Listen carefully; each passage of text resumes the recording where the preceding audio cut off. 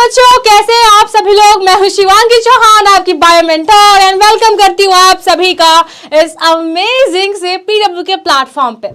So welcome welcome welcome. ठीक है, आज है हमारा last session of the bio and I think आपके सारे सब्जेक्ट्स कंप्लीट हो चुके हैं। तो आज हमारी जो क्लास है इसके साथ आपका 8th का सिलेबस पूरा कंप्लीट हो जाएगा। साइंस का आई गेस सब सब्जेक्ट्स का भी हो चुका है, राइट। सो आई होप कि सब लोग एक्साइटेड है। How are you all? A very good evening, a very good evening, a very good evening. फटाफट बताओ आप लोग कैसे हैं, सभी लोग कैसे हैं। फटाफट कमेंट बॉक्स में लिखिए। Good evening, good evening, good evening. Yes ma'am, okay, good, very good. So I am here कि मैं बचा हुआ जो आपका सिलेबस है, जो आपका चैप्टर है, वो आज फटाफट फिनिश करते हैं। सो सो सब लोग एक्साइटेड है। फटाफट आपके कमेंट्स बॉक्स में मुझे दिखना चाहिए फायर इमोजी, ठीक है, जिससे समझ में आ जाएगा कि बच्चे बड़े एक्साइटेड हैं कि आज फाइनली हमारी महीनों वाली जो मेहनत चल रही है वो आज डन डनाडन डन है विद दी बायो सब्जेक्ट। ठीक है, तो आप जैसे कि देख सकते हो कि आज हम अपना चैप्टर 6 कवर करने वाले हैं, that is your reaching the edge of adolescence. A very important chapter, a very very very very important chapter, right. काफी महत्वपूर्ण विषय है, विषय तो ऑफ कोर्स है, चैप्टर है, ओके। सो मिलते हैं आज एक बार और मैम से, ठीक है। आज एक बार और मिल लेते हैं आपकी बायो मैम से। So okay, and I hope and yes, क्योंकि आज लास्ट चैप्टर है, वेरी इंपॉर्टेंट चैप्टर अगेन, तो आप लोगों को क्या करना है, अपने भाई, अपनी बहन, अपने दोस्त सबको उठा के पकड़ के ले आओ कि मैम आ गई हैं। फटाफट चैप्टर कंप्लीट कर लो, बहुत अच्छा चैप्टर है, बहुत इंपॉर्टेंट चैप्टर है ना, ताकि कोई बीच में आके ये ना बोले कि ma'am I am late, we are late, sorry, I am letting, I am waiting, पता नहीं क्या क्या लिखते रहते हो। इंग्लिश तो आपने इतनी मतलब अपनी खत्म कर दी है ना कि पता नहीं बस। ओके ओके ओके, बुला लिया है, चलिए, वेरी गुड, अच्छे बच्चे हो, ठीक है। सब कोई नहीं आई गेस लिखेगा कि we are late, I am late, I am letting, I am getting, पता नहीं क्या क्या लिखते हो। तो प्लीज डोंट राइट योर टूटी फूटी इंग्लिश हेयर, समझ में नहीं आती है मुझे। जैसे आपको कोई कोई कंसेप्ट सर के ऊपर जाते हैं ना, वैसे कोई कोई चीज़ें आपकी इंग्लिश ना मेरी यहाँ से जाती है, पता नहीं क्या लिखते रहते हो। Ma'am we not get concept, teach वापस, पता नहीं क्या। चलो बहुत हो गया हंसी मजाक, लेट्स स्टार्ट। ये लिखा हुआ है देखो ma'am, sorry mama for my English, ma'am तक नहीं सही लिख पा रहे, सॉरी मामा, मम्मा नाराज हो जाएंगी तुम्हारी अगर देख लिया किसी और को मम्मा बुला रहे हो तो। चलो लेट्स स्टार्ट, चलिए। तो आई होप कि आप सभी लोग बिल्कुल रेडी हैं, दिख रहा है मुझे आप लोगों का जोश। तो लेट्स स्टार्ट टुडेज क्लास, ठीक है, चलिए। तो आज का चैप्टर काफी इंपॉर्टेंट इसलिए भी है क्योंकि जो इससे पहले हमने चैप्टर कंप्लीट किया था that was reproduction in animals, right. अब हमने बेसिक कंसेप्ट पढ़ लिए हैं रिप्रोडक्शन के। वी नो कि there is a male, there is a female and दोनों अलग फंक्शन करते हैं, दोनों में हार्मोन्स अलग होते हैं। बट आज मजा क्यों आने वाला है, क्योंकि जो आपके अंदर की जो फीलिंग्स होती है ना, जो आप अभी इस टाइम पे फील करते हो, जो एक उतार चढ़ाव, जो रोलर कोस्टर ऑफ इमोशंस आप फील करते हो, जो शायद आप लोग बहुत अच्छे समझ पा रहे हैं, आप समझा नहीं पा रहे हैं पेरेंट्स को या किसी और को, राइट। अब बहुत बहुत बहुत कुछ सोचते रहते हो। क्या सोचते हो, कभी कभी आपको मान लो घर में डांट पड़ गई, ठीक है, तो आप लोग ऐसे जाके बैठ जाएंगे टेबल में और सोचेंगे एक दिन बड़ा आदमी बन जाऊंगा और इस घर को त्याग दूंगा, त्यागने के बाद मैं जाऊंगा और एक फैक्ट्री खोलूंगा जहां पे बनेंगे पैसे, तो पैसे कमाऊंगा नहीं, पैसे बनाऊंगा, और फिर इस घर को वापस आऊंगा और खरीदूंगा और पेरेंट्स को बोलूंगा देखा आपने जिस बच्चे को डांटा था आज वो क्या है। सो ऐसे थॉट्स आते हैं। गुस्सा तो इतना ज्यादा अंदर से भरा होता है कि हमें पता नहीं चलता गुस्सा निकाल रहे हैं कि क्या कर रहे हैं, right. Relatable, right, I know it's relatable, मैंने भी सोचा है। बस हाँ, मैं ये वाली फैक्ट्री नहीं खोल रही थी, मैं डॉल्स की फैक्ट्री खोलना चाहती थी। मुझे डॉल्स पसंद है तो मैं वो फैक्ट्री का सोचती थी, राइट। चलिए ओके, ठीक है, तो ये सोचते हो। दूसरा क्या होता है कि घर में एक आतंक का माहौल हो जाता है। कभी आपको मान लो आपके जैसे, हाँ चलो ठीक है, लड़ाई झगड़े का हो गया, अब थोड़ा इमोशंस में आ जाते हैं, आपको समझ ही नहीं आता कि इतना गुस्सा क्यों आ रहा है। कभी कभी इतना प्यार क्यों आ रहा है ना। तो ये जो आपकी इमोशंस की जर्नी है, ये किसी को पल्ले ही नहीं पड़ती है ना। ऐसा होता है ना, ऐसा होता है कि आपको समझ नहीं आता कि यार ऐसा क्यों हो रहा है। ठीक है, मैं लड़का हूँ, वो लड़की है, लेकिन फिर भी अलग सा क्यों लगता है, वो भी तो इंसान है। बट यू नो कि अपोजिट जेंडर अट्रैक्ट्स, है ना। आपको समझ में आता है कि ऐसा क्यों है, हम भी तो इंसान है, लेकिन वो अच्छी क्यों लग रही है, वो अच्छा क्यों लग रहा है ना। हमें ये सब चीज़ें अभी ज़्यादा फील हो रही है इस एज में, आप बड़े हो रहे हैं, राइट। तो ये सारे जो इमोशंस हैं जो आप फील करते हैं, हम बात करेंगे कि ये इसका लोचा क्यों है, ऐसा क्यों हो रहा है हमारे साथ, हम ये इमोशंस क्यों फील कर रहे हैं, राइट। ओके, चलो सो लेट्स स्टार्ट। एंड हम बात करने वाले आज सारे इन इमोशंस के बहुत अच्छे से, ठीक है। So let's start. तो आज सबसे पहले हम क्या क्या कवर करने वाले हैं, we will study about what is adolescence, what is puberty, ठीक है। इनमें डिफरेंस क्या होता है, वेरी इंपॉर्टेंट, क्योंकि आपको पता है एडोलसेंस क्या है, बट आपके एग्जाम में प्यूबर्टी पूछ लेंगे, तो आप क्या करोगे, एडोलसेंस को प्यूबर्टी में लिख के आ जाओगे, है ना। तो इनके पीछे बहुत इंपॉर्टेंट डिफरेंस है जो आपको पता होना चाहिए, ठीक है। उसके बाद क्या बदलाव आते हैं एक आदमी में, एक मेल में और एक फीमेल में, प्यूबर्टी के साथ, एडोलसेंस के साथ क्या चेंजेस आते हैं, ये करना है, ठीक है। Then what are secondary sexual characteristics, क्या होती हैं आपके बॉडी में, क्या चेंजेस आ रहे हैं, लड़के में क्या चेंजेस हैं, लड़कियां में क्या चेंजेस हैं, ठीक है। एंडोक्राइन सिस्टम क्या होता है, हार्मोन्स क्या होता है, और यही रिस्पॉन्सिबल होते हैं सारे जितने आपके इमोशंस भर रहे हैं ना, आपकी उमड़ रहे हैं बॉडी में, वो सारे हार्मोन्स की वजह से है, ठीक है। तो हम आज के बाद से इनको ब्लेम करेंगे, ठीक है। कुछ भी होगा, घर में कुछ लफड़ा हुआ, गुस्सा आ रहा है, mummy I am sorry, it was all about hormones, you know, हमारी मैम ने आज ही पढ़ाया है। सो सारा ब्लेम उठा के हार्मोन्स पे डाल देना आज के बाद से, ठीक है। चलो, then sex determination in child, जो बच्चा होता है उसकी सेक्स कैसे डिटरमाइन होती है, right. And then reproductive health क्या होता है, ठीक है, ये हम पढ़ने वाले हैं। तो काफ़ी इंपॉर्टेंट टॉपिक्स हैं एंड आपके एग्जाम में इन कंसेप्ट्स में से काफ़ी सारे क्वेश्चंस बनते हैं। तो let's see all of them in detail. So let's go. चलो, सो देखो, ये कितना क्यूट सा बच्चा है, हम सभी कभी इतने प्यारे बच्चे रहे होंगे, कितनी मासूमियत हमारे अंदर रही होगी, ठीक है।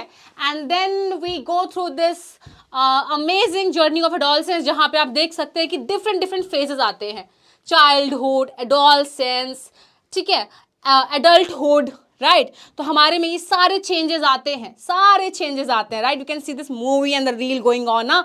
तो ये हमारे फेजेस ऑफ लाइफ हैं, ठीक है। सो होता क्या है कि हमने अब तक ये पढ़ चुका है कि हम रिप्रोड्यूस क्यों करते हैं, क्योंकि हमें क्या करना है, अपनी स्पीसीज को कंटिन्यू रखना है।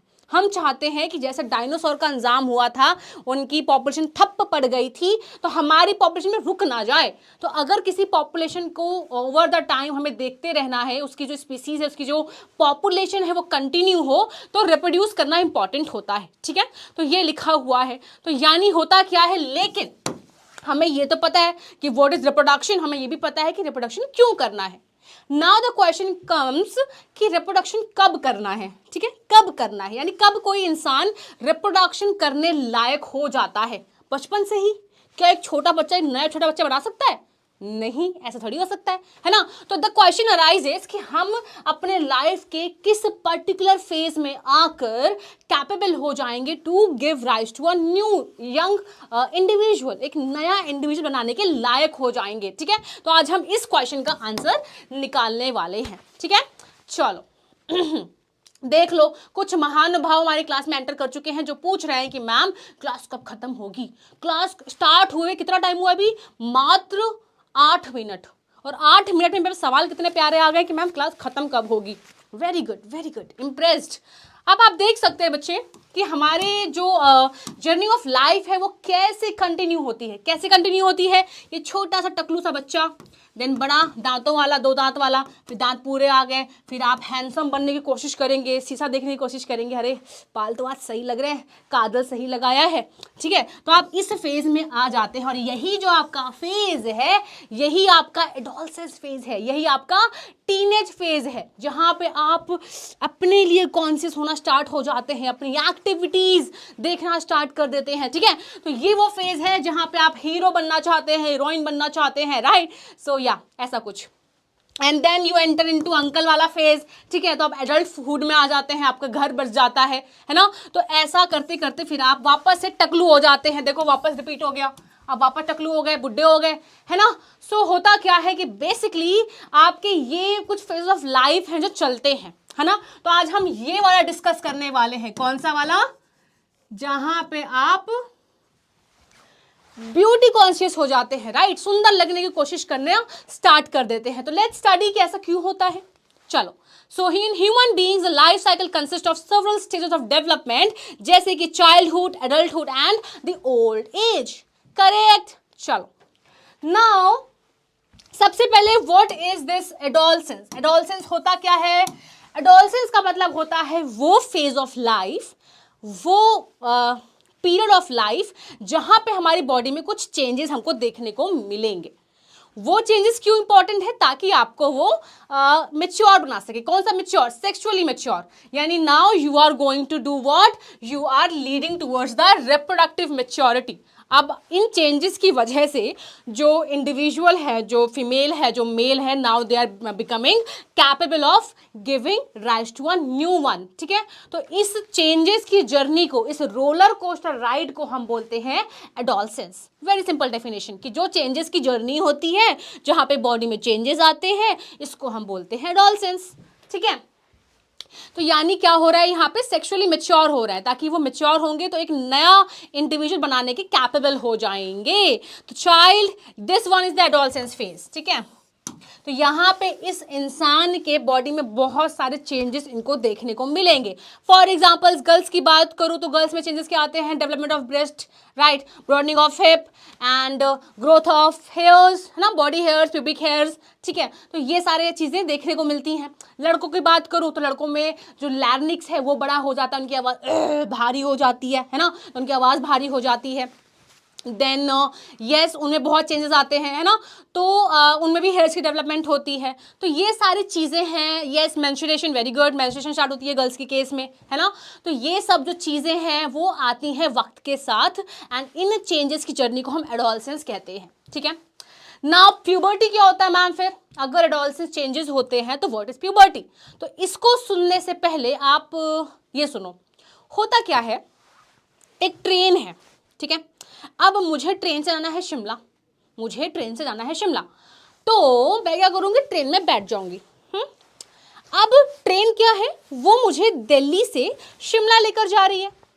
तो होगा क्या कि ये जो रास्ता है मेरा, ये जो मेरा ट्रेन का रास्ता है, दिस इज जर्नी। ये क्या है? एक सफ़र है जिसके थ्रू मैं पहुँच रही हूँ शिमला।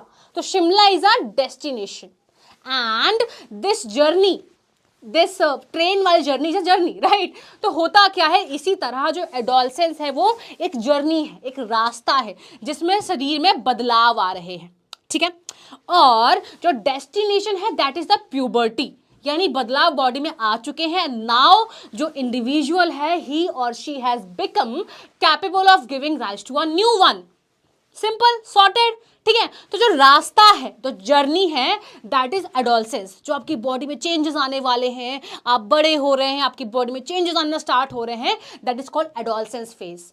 और जब वो चेंजेस आ जाते हैं, आपकी जो बॉडी में चेंजेस आ चुके हैं, वो चेंजेस आपको कहाँ लेके जा रहे हैं? प्यूबर्टी की तरफ लेकर जा रहे हैं। आपको प्यूबर्टी में पहुंचाने के लिए वो चेंजेस हो रहे हैं। Am I clear? Please thumbs up अगर मेरी ये बात आप लोगों को समझ में आ गई है। ठीक है, तो जो जर्नी होती है दैट इज कॉल्ड प्यूबर्टी। तो puberty is a time period in which the animals and human beings become capable of reproduction. यानी फाइनली एडोलसेंस की जर्नी की वजह से जो इंडिविजुअल है, नाउ ही और she has become capable of giving rise to a new one, reproduction करने के लायक बन चुके हैं। ठीक है, so the changes that occur in the body during the adolescent are an indication that the individual is reaching puberty। यानी कि अगर ये क्वेश्चन आ जाता है कि अगर बॉडी में चेंजेस आना स्टार्ट हो चुके हैं, इसका मतलब जो इंडिविजुअल है वो प्यूबर्टी की तरफ बढ़ने लग गया है, ऑनसेट ऑफ प्यूबर्टी हो चुका है, प्यूबर्टी का स्टार्टिंग हो चुका है। क्यों? क्योंकि चेंजेस आ रहे हैं बॉडी में, है ना। तो सिंपल। चलिए, नेक्स्ट थिंग इज कि ऑनसेट ऑफ प्यूबर्टी होती कब है? भैया किस वक्त में ये चेंजेस हमें देखने को मिलेंगे? मैम मैं तो रात को सो रहा था, सुबह उठा तो देखा मेरे चेहरे में मुच्छे दाढ़ी थी, मैं तो बड़ा हो गया, मैं तो प्यूबर्टी में आ गया। ऐसा कुछ होता है क्या? रात भर में हुआ है क्या? या आपको याद हो कि मैम जब मैं 10 साल का छोटा बच्चा था, मैं रात को सोया और सुबह जब मैं उठा तो मेरे पास दाढ़ी मुच्छे थी। ऐसा होता है क्या? ऐसा होता है क्या? नहीं होता है, राइट। यानी यू डोंट नो कि किस एग्जैक्टली टाइम में, मुहूर्त में, पीरियड में आपका ये जो चेंजेस की जर्नी थी वो स्टार्ट हो गई। You don't know this, right, you don't know this. So what happens is कि हमारे पास एक रेंज होती है, we have a range of the age, जिस टाइम पे मोस्टली ऑन एवरेज क्या होता है, चेंजेस हमको देखने को मिलते हैं एक लड़की या एक लड़के में, ठीक है। तो या टीन ने yes yes yes yes yes, ठीक है, वेरी गुड, आप लोगों ने आंसर लिखना स्टार्ट कर दिया है। तो व्हाट हैपेंस इज कि देयर इज अ रेंज, जिस टाइम पे क्या होगा, ये जो प्यूबर्टी है, ये जो एडोलसेंस के चेंजेस हैं, ये हमको दिखना स्टार्ट हो जाएंगे, ठीक है। If I talk about girls, अगर मैं गर्ल्स की बात करूं तो लगभग 10 ईयर्स में वो स्टार्ट हो जाती है, ठीक है, एंड लड़कों में 11 ईयर्स। तो अगर मैं रेंज की बात करूं तो रेंज क्या होगी आपकी, the range will be for girls it is 10 to 11 years, ठीक है। इस टाइम पे ऑनसेट हो जाती है 10 या 11 साल की उम्र में, और कब तक एंड होने के चांसेस है, यानी कब जाकर वो फुली प्यूबर्टी स्टेज में आ चुके होंगे, जो चेंजेस की जर्नी है वो फिनिश हो जाएगी कब तक, लगभग 18 to 19 ईयर्स की एज में, ठीक है। लड़कों में क्या होता है, 11 ईयर्स में स्टार्ट होता है, लगभग 18-19 तक चलता है, तो लड़कों में हल्का सा डिले होता है, ठीक है। तो this is the range, this is the range for girls and boys, जिस टाइम पे उनका क्या होगा, ऑनसेट ऑफ प्यूबर्टी, एंड कब तक वो चलने वाला है, ठीक है, ठीक है, okay. So but every individual person time table, हाँ, लेकिन ऐसा नहीं है कि मैम जो सोनू है ना, वो तो उसको तो दाढ़ी मुझे जल्दी आ गई थी, उसको तो 10 ईयर्स में आ गई थी, मेरी अब तक नहीं आई है, मैं तो परेशान रहता हूँ, मैं तो रोज शीशा देखता हूँ सुबह उठते ही, और मेरे तो नहीं आ रही है, मैं तो 11.5 साल का हो गया हूँ, उसको तो 10 साल में आ गई थी, हम तो बेस्ट फ्रेंड्स हैं, उसके आ सकती है तो मेरे भी आ सकती है, वो भी अच्छा है, मैं भी अच्छा हूँ, है ना। तो ऐसे सवाल भी आते होंगे आपके दिमाग में कभी कभी कि किसी की दाढ़ी मुझे कम आ रही है, किसी की ज़्यादा आ गई है, किसी को पता नहीं आएंगी कि नहीं आएंगी, डाउट रहता है ना। तो ये डाउट्स भी बहुत ज़्यादा आते हैं, बहुत ज़्यादा आते हैं, है ना। तो बेसिकली व्हाट हैपेंस इज कि it varies from individual to individual, it depends from person to person. ये कैसे पर्सन डिपेंड करता है कि उनका खान पान कैसा है, उनकी जो फैमिली चार्ट है वो कैसी है, उनकी जो हेरिडिटी है वो कैसी है ना, यानी उनके पेरेंट्स, जो उनके दादा दादी हैं, जो उनका फैमिली ट्री है उसकी हिस्ट्री कैसी है, तो उस पर डिपेंड करता है। Then it depends upon the environmental factors, जैसे कि आप क्या खाते हो, कितनी एक्सरसाइज करते हो, आपका रूटीन कैसा है, इन सारे फैक्टर्स पे भी डिपेंड करता है आपकी हाइट, आपकी वेट और आपके बॉडी में आने वाले बाकी चेंजेस, ठीक है। किसी गर्ल्स में जो मेंस्ट्रुअल साइकिल है वो जल्दी स्टार्ट हो जाती है, 8th क्लास में हो जाती है, किसी में 9th में, किसी आप तो 6th 7th में भी हो जाती है। तो टाइम चेंज हो चुका है, इन्वायरमेंटल फैक्टर्स चेंज हो चुके हैं, तो जिस इन्वायरमेंट में हम रहते हैं, जो खाना हम खाते हैं, हम जंक फूड खाने लग गए हैं, हम न्यूट्रिशन फूड कम खाते हैं, तो इन फैक्टर्स की वजह से भी क्या होता है कि बॉडी जो है हमारी क्या होती है, गड़बड़ हो जाती है, जो टाइम है वो मैच नहीं करता है, किसी की बॉडी में जल्दी हो गया, किसी के बाद में हो गया, तो it all depends upon the different various factors जो यहाँ पे मेंशन्ड है। हेरिडिटी हो गया, एनवायरमेंटल फैक्टर्स हो गया, एक्सरसाइज हो गया, डाइट हो गया, राइट। यस, सोनू के साथ मोय मोय हो गया ओके, ठीक है। नाउ चेंजेस एट प्यूबर्टी, बहुत बात हमने कर ली कि बदलाव आते हैं, बदलाव आते हैं, मैम कौन से बदलाव आते हैं, ऐसे क्या चेंजेस हैं जो आ जाते हैं, क्या चेंजेस आ जाते हैं। तो let's see about the changes जो हम देखते हैं एडोलसेंस टाइम पे, ठीक है। चलिए ओके, देखो मेरे पास आज मैं डॉक्टर की तरह बिहेव करने वाली हूँ, क्योंकि मेरे पास आज चैट बॉक्स में ऐसे ही कुछ चीज़ें आने वाली हैं, प्रॉब्लम्स आने वाले हैं कि मैम हाइट कैसे बढ़ाई जाए। नेक्स्ट क्वेश्चन, मैम पिंपल्स बहुत होते हैं, पिंपल्स कैसे घटाए जाए। फिर आ सकता है मैम ऐसा है ना कि वही दाढ़ी मूंछ वाली बात भी आ गई है ना, कि मैम क्या बताएं आपको, बहुत दुख है, पीड़ा है। तो आज I am feeling like a doctor, because ये देखो मेरे पास क्वेश्चंस क्या आने वाले हैं आज, यही सब कि ऐसा है, इसका इलाज बताइए और आज मैं वही सब इलाज बताने भी आई हूँ तो ये देखो मैम मेंस्ट्रुअल साइकिल इरेगुलर हो जाती है तो क्या करना चाहिए, हो ही नहीं रही तो क्या करना चाहिए, है ना। तो let's be a doctor today. चलिए, so what are the changes at puberty, puberty के टाइम पे क्या चेंजेस आते हैं, ठीक है। यस, आप लोग तब से आंसर लिखने में फोकस कर रहे हैं, ठीक है, तो आप बहुत सारे आंसर्स लिखें जो बिल्कुल सही है। लेट्स सी, तो अगर मैं बात करूं सबसे पहले तो बहुत सारे चेंजेस हैं जो आते हैं हमारे प्यूबर्टी के टाइम पे, जो कि बहुत नॉर्मल है। आपको पता है कि जब आप छोटे बच्चे थे तो आप इतने से थे, इतने तो नहीं होंगे, कुछ तो होंगे, है ना, तो उतने से थे, फिर आपकी हाइट बढ़ी बढ़ी बढ़ी बढ़ी बढ़ी बढ़ी बढ़ी, है ना, तो आपकी हाइट बढ़ी, तो आपको पता है कि आपके बॉडी में हाइट बढ़ना भी चालू हो जाती है। और आप नोटिस करेंगे कि जो मैंने आपको रेंज बताई है 11 to 18 ईयर्स की, यही वो पीरियड होता है कि छोटू सा लड़का जिसकी जो सबसे लाइन में आगे खड़ा होता था अभी 7वीं क्लास तक, वो एकदम से 9th या 8th क्लास के एंड तक 4थे 5वें 6ठे नंबर में आने लग गया है। हाइट एकदम से खिंचती है, एकदम से बड़ी होती है। कैसे? और इसी पीरियड में कैसे बड़ी होती है। और आप एक चीज और नोटिस करेंगे, ऐसा भी हुआ होगा कि मान लो कोई लड़की है, ठीक है, वो लड़की अब तक क्या आपसे बहुत लंबी है, ठीक है, वो भी लंबी है और आप इससे छोटे से हो, कंधे तक आते हो, और 1-2 क्लास करते करते यू विल रियलाइज कि लड़की छोटी हो गई, कंधे तक आ रही और आप बड़े हो गए हैं। तो ये भी एक फैक्टर है कि लड़कियों में क्या होता है, जो चेंजेस हैं, जो ये जो मेच्योरिटी है, ये जो एडोलसेंस फेज है, इसके चेंजेस जल्दी फास्टर आना स्टार्ट होते हैं एज कंपेयर टू बॉयज। ठीक है, चलो, तो इंक्रीज इन हाइट हो गया, तो यू कैन सी कि आप एकदम से सडन इंक्रीज देखेंगे अपने हाइट में, वेट में, तो आप देखेंगे कि जो आपके हाथ और पैर हैं वो ज़्यादा जल्दी खिंच रहे हैं as compare to the body. Simple सी बात है, हाथ पैर लंबे होंगे, ये थोड़ी कि पेट लंबा हो गया, गर्दन लंबी हो गई तो हम भी लंबे हो गए, हम जिराफ बन गए, है ना, तो ऐसा तो होगा नहीं डेफिनेटली। तो आपकी आर्म्स एंड लेग्स क्या होते हैं, they grow faster as compare to the rest of the body. अगर ऐसा नहीं होगा तो आपकी गर्दन अलग दिखेगी, आपके पेट अलग लंबा हो जाएगा, तो यू विल एनिमल, है ना। सो या चलो नेक्स्ट क्या है, द स्पर्ट। स्पर्ट का मतलब होता है सडन एंड सडन इंक्रीज, बहुत एकदम से इंक्रीज आना, है ना। तो या तो इन physical growth is more evident in girls as compare to boys. तो अगर आप देखेंगे तो फीमेल्स में, लड़कियों में क्या होता है, वेरी गुड, या girls is faster than boys. जो लड़कियां हैं वो एकदम से जल्दी ग्रो करती हैं, उनके बॉडी में जल्दी से growth of height and changes start हो जाते हैं। ठीक है, लड़कों थोड़ा स्लो होते हैं, बट जब आते हैं तो फिर वो पार कर जाते हैं लड़कियों को, है ना। तो यस, तो लड़कियों में देखा जाता है, अगर आप ग्राफ भी देखेंगे तो यू विल सी कि लड़कियों में आप देखेंगे पहले आना स्टार्ट हुआ है। You can see this graph also. देखो, आप देख सकते हो कि लड़कियों में पहले आया है, लड़कों में बाद में आया है।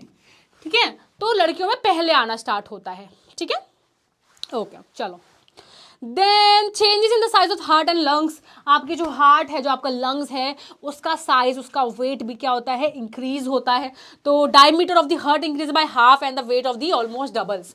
तो जो आपका हार्ट है, उसका जो डायमीटर है वो भी क्या होता है, यस, वो भी क्या होता है, उसका जो डायमीटर है वो इंक्रीज करता है, जो वेट है वो भी अपने आप को लगभग डबल कर लेता है। ठीक है, ओके, चलिए। Now the next thing lungs के केस में, नेक्स्ट थिंग क्या है, the next thing is lungs. ठीक है, लंग्स की बात करो तो लंग्स की जो कैपेसिटी है वो भी क्या करता है, उसकी कैपेसिटी इंक्रीज करती है। ठीक है, उसकी भी कैपेसिटी इंक्रीज करती है। संतोष कुमार, गलत जगह आ गए हैं आप, ये यहाँ पे क्या बोलते हैं, आईडी सप्लाई नहीं करना है, यहाँ पे पढ़ाई करनी है ना। तो ये चीज़ें नहीं करनी है, फटाफट पढ़ाई करनी है। जो मैंने पूछा है वो मुझे बताओ, फटाफट मुझे बताइए। चलिए, देखो, what happens if I talk about boys. ठीक है, तो हमने क्या बात किया, पहले हमने बात की जनरल चेंजेस के बारे में कि हाइट बढ़ती है, वेट बढ़ती है, लंग्स और जो आपका हार्ट है उसका भी क्या होता है, उसमें भी क्या होता है, चेंजेस आते हैं। उसकी कैपेसिटी, उसका वेट, उसका डायमीटर इंक्रीज करता है ना। सो अगर मैं अब स्पेसिफिक हो जाऊं, अगर मैं अब जेंडर स्पेसिफिक होने की बात करूं, तो आप देखोगे बॉयज में क्या होता है, उनकी जो मसल्स हैं, उनके जो बोन्स हैं, हार्ट, ये गर्ल्स की कंपेयर में क्या होती हैं, ज़्यादा होती हैं। उनके नंबर ऑफ मसल्स ज़्यादा होते हैं, बोन्स में स्ट्रेंथ ज़्यादा होती है, हार्ट एंड लंग की capacity as compare to girls it is ज़्यादा। ठीक है, ठीक है बच्चे, जो मुझसे क्वेश्चन पूछ रहे हैं उन क्वेश्चंस का सारा आंसर आपको मिल जाएगा आगे आने वाले स्लाइड्स में। तो एकदम से बिल्कुल सटापट भैया नहीं बनना है कि पिछला वाला आगे पूछ लो, आगे वाला पिछला पूछ लो। तो बिल्कुल लाइन से चलते हैं, है ना, फटाफट लाइन से चलते हैं। चलिए, तो ठीक है, उसके बाद क्या होता है, गर्ल्स में क्या होता है कि लड़कों के कंपेयर में जो नंबर ऑफ मसल्स है वो कम है, बोन की स्ट्रेंथ थोड़ी कम होती है, हार्ट एंड लंग्स की कैपेसिटी एंड वो भी as compare to boys it is less. ठीक है, broader shoulder and narrow hips. तो लड़कों में क्या होता है, जो शोल्डर वाला पार्ट होता है इट्स ब्रॉडर, और जो इसकी हिप्स होती हैं they are narrow. And girls में क्या होती हैं, उनकी बॉडी जो होती है वो कर्वेशियस होती है, प्लस उनके जो हिप्स होते हैं वो ब्रॉडर होते हैं, क्योंकि पेल्विक जो बोन होती है, जो उनकी पेल्विक बोन है, वो क्या करती है, वो इनलार्ज करती है, इस वजह से उनकी हिप क्या होती है, इट्स इनलार्ज्ड। ठीक है, ठीक है। उसके बाद लड़कों में आवाज़ की अगर बात करूँ तो आपको पता है कि लड़के एकदम से बिल्कुल कड़क आवाज़ में आ जाते हैं ना। पहले छोटे में क्या होते हैं, हेलो मैम, हाय मैम, मतलब लड़कियों की नॉर्मल आवाज़ ही होती है उनकी, वेरी नॉर्मल, है ना। फिर क्या होती है, हाँ सर क्या कह रहे थे आप, हाँ, तो ये चीज़ बदलाव आता है ना, हाँ सर मैं तो बोल भी नहीं पा रही। सो ठीक है मैम, मोटिवेट कर दीजिए बच्चे, जो मैं पढ़ा रही हूँ ना, अगर आपने ये पढ़ लिया ना तो आपको अपने आप मोटिवेशन आ जाएगा कि हमको चैप्टर आता है ना। तो मोटिवेट कर दीजिए, क्या मतलब बताओ, पढ़ा रही हूँ वो नहीं पढ़ना चलो मोटिवेट कर दीजिए, ठीक है। तो लड़कों में क्या होता है, आवाज़, जो आवाज़ है वो उसमें बदलाव आता है, आवाज़ में बदलाव आता है, yes, deepening of the voice, तो कड़क आवाज़ हो जाती है ना, कड़क आवाज़ हो जाती है। तो ये क्यों होती है बच्चों, क्योंकि हमारी जो आवाज़ है वो कहाँ से आती है, लैरिंक्स बॉक्स से आती है, जिसको हम बोलते हैं वॉइस बॉक्स। क्या बोलते हैं, वॉइस बॉक्स। तो लैरिंक्स की वजह से, लैरिंक्स की वजह से क्या होता है कि लड़कों में लैरिंक्स का साइज इंक्रीज होता है, इट गेट्स इनलार्ज्ड, उसका साइज बढ़ता है, ठीक है, उनका साइज बढ़ता है। एंड इस वजह से due to this enlargement of larynx, या मैं कौन सॉरी लैरिंक्स, ठीक है, मैं बोलते बोलते बार क्या हो गया, ठीक है। तो due to this enlargement of larynx what happens is कि there is deepening of voice, there is deepening of voice, ठीक है। तो उनकी आवाज़ कड़क हो जाती है, बिल्कुल कड़क, कड़क बिल्कुल कैसे कड़क बिल्कुल आवाज़, ठीक है। चलो ओके, सो उनकी आवाज़ जो होती है वो कड़क हो जाती है because of the enlargement of larynx, या मैं बोलूँ वॉइस बॉक्स, ठीक है। चलो नाउ ठीक है, उसके बाद क्या होता है कि उनकी आवाज़ जो होती है वो हाई पिच की हो जाती है, हाई पिच की हो जाती है, यस। आप में से काफ़ी बच्चे लिख रहे हैं, क्या लिख रहे हैं, एडम्स एप्पल, एडम्स एप्पल। तो इसका मतलब आपको कंसेप्ट का पता है कि व्हाट इज एडम्स एप्पल। तो व्हाट हैपेंस इज कि क्योंकि लड़कों में क्या हुआ है, ये जो लैरिंक्स बॉक्स था इसका साइज इंक्रीज हुआ है, तो दैट्स व्हाई यहाँ पे ऐसा लगता है कि देयर इज उनका यहाँ पे थोड़ा सा मोटा मोटा होता है, फूला होता है, स्वॉलन होता है, उस चीज़ को हम बोलते हैं एडम्स एप्पल। क्या बोलते हैं, एडम्स एप्पल, ठीक है। क्योंकि उनका वो जो पार्ट होता है वो थोड़ा सा उभरा हुआ, निकला हुआ होता है एज कंपेयर टू गर्ल्स। तो गर्ल्स में भी लैरिंक्स जो होता है थोड़ा बड़ा होता है, बट उतना नहीं जितना लड़कों में है, तभी लड़कियों का जो गला है वो नॉर्मल, ठीक है, सुंदर सुंदर सा। लड़कों में क्या होता है, एप्पल जैसा कुछ बाहर आता है, जिसको हम बोलते हैं एडम्स एप्पल। क्या बोलते हैं, एडम्स एप्पल। क्लास के लास्ट में अगर मुझे टाइम मिला तो I will narrate Adam's story also, जिसमें आपको मालूम चलेगा कि इसको हम एडम्स एप्पल क्यों कहते हैं, ठीक है। चलिए, अगर मैं बात करूं कि प्यूबर्टी से पहले, बिफोर प्यूबर्टी, लड़कों में आवाज़ जो होती है उनका क्या होता है, लैरिंक्स बॉक्स जो होता है वो छोटा होता है, पतला, उसकी जो वोकल कॉर्ड्स हैं they are short and thin. लेकिन प्यूबर्टी के बाद क्या होता है, जो लैरिंक्स है it becomes bigger and vocal cord जो होता है उसका साइज और वो बढ़ जाता है, उसको थिक हो जाता है, ठीक है। देन उनकी आवाज़ जो होती है वो पहले हाई पिच होती है एंड उसके बाद उनकी आवाज़ जो होती है it becomes deeper, it becomes deeper, ठीक है। तो as the body is adjusting to changing the form of voice it may crack और ब्रेक इन वॉइस, यानी इसी वजह से लड़कों की जो आवाज़ है वो थोड़ी फट जाती है, थोड़ी क्रैक हो जाती है, ठीक है, क्रैक हो जाती है। चलो नाउ यहाँ पे कंसेप्ट आएगा about the Adam's apple, that is because of this enlargement of larynx box. यहाँ पे क्या होता है, उनका यहाँ पे कुछ हल्का सा ये जो पार्ट है वो प्रोट्यूड आउट हो जाता है, थोड़ा सा बाहर निकला हुआ होता है, इसीलिए हम क्या बोलते हैं कि it is known as what, it is known as Adam's apple. क्या बोलते हैं, एडम्स एप्पल कहते हैं, ठीक है। चलिए okay okay okay okay, now the thing is कि larynx grows more in boys. जैसे कि मैंने आपको बताया कि लड़कों के केस में आपको एप्पल दिखेगा, लड़कियों के केस में नहीं दिखेगा, बिकॉज लड़कियों में जो लैरिंक्स है उसका जो इनलार्जमेंट है वो थोड़ा कम हुआ है, इतना नहीं हुआ है कि वो बाहर दिखने लगे, ठीक है। चलिए नाउ एक और चीज, हाँ, डॉक्टर बनने का टाइम आ चुका है, डॉक्टर बनने का टाइम आ चुका है। क्या आपको भी पिंपल की समस्या है, क्या आपके भी चेहरे में दाने आ जाते हैं?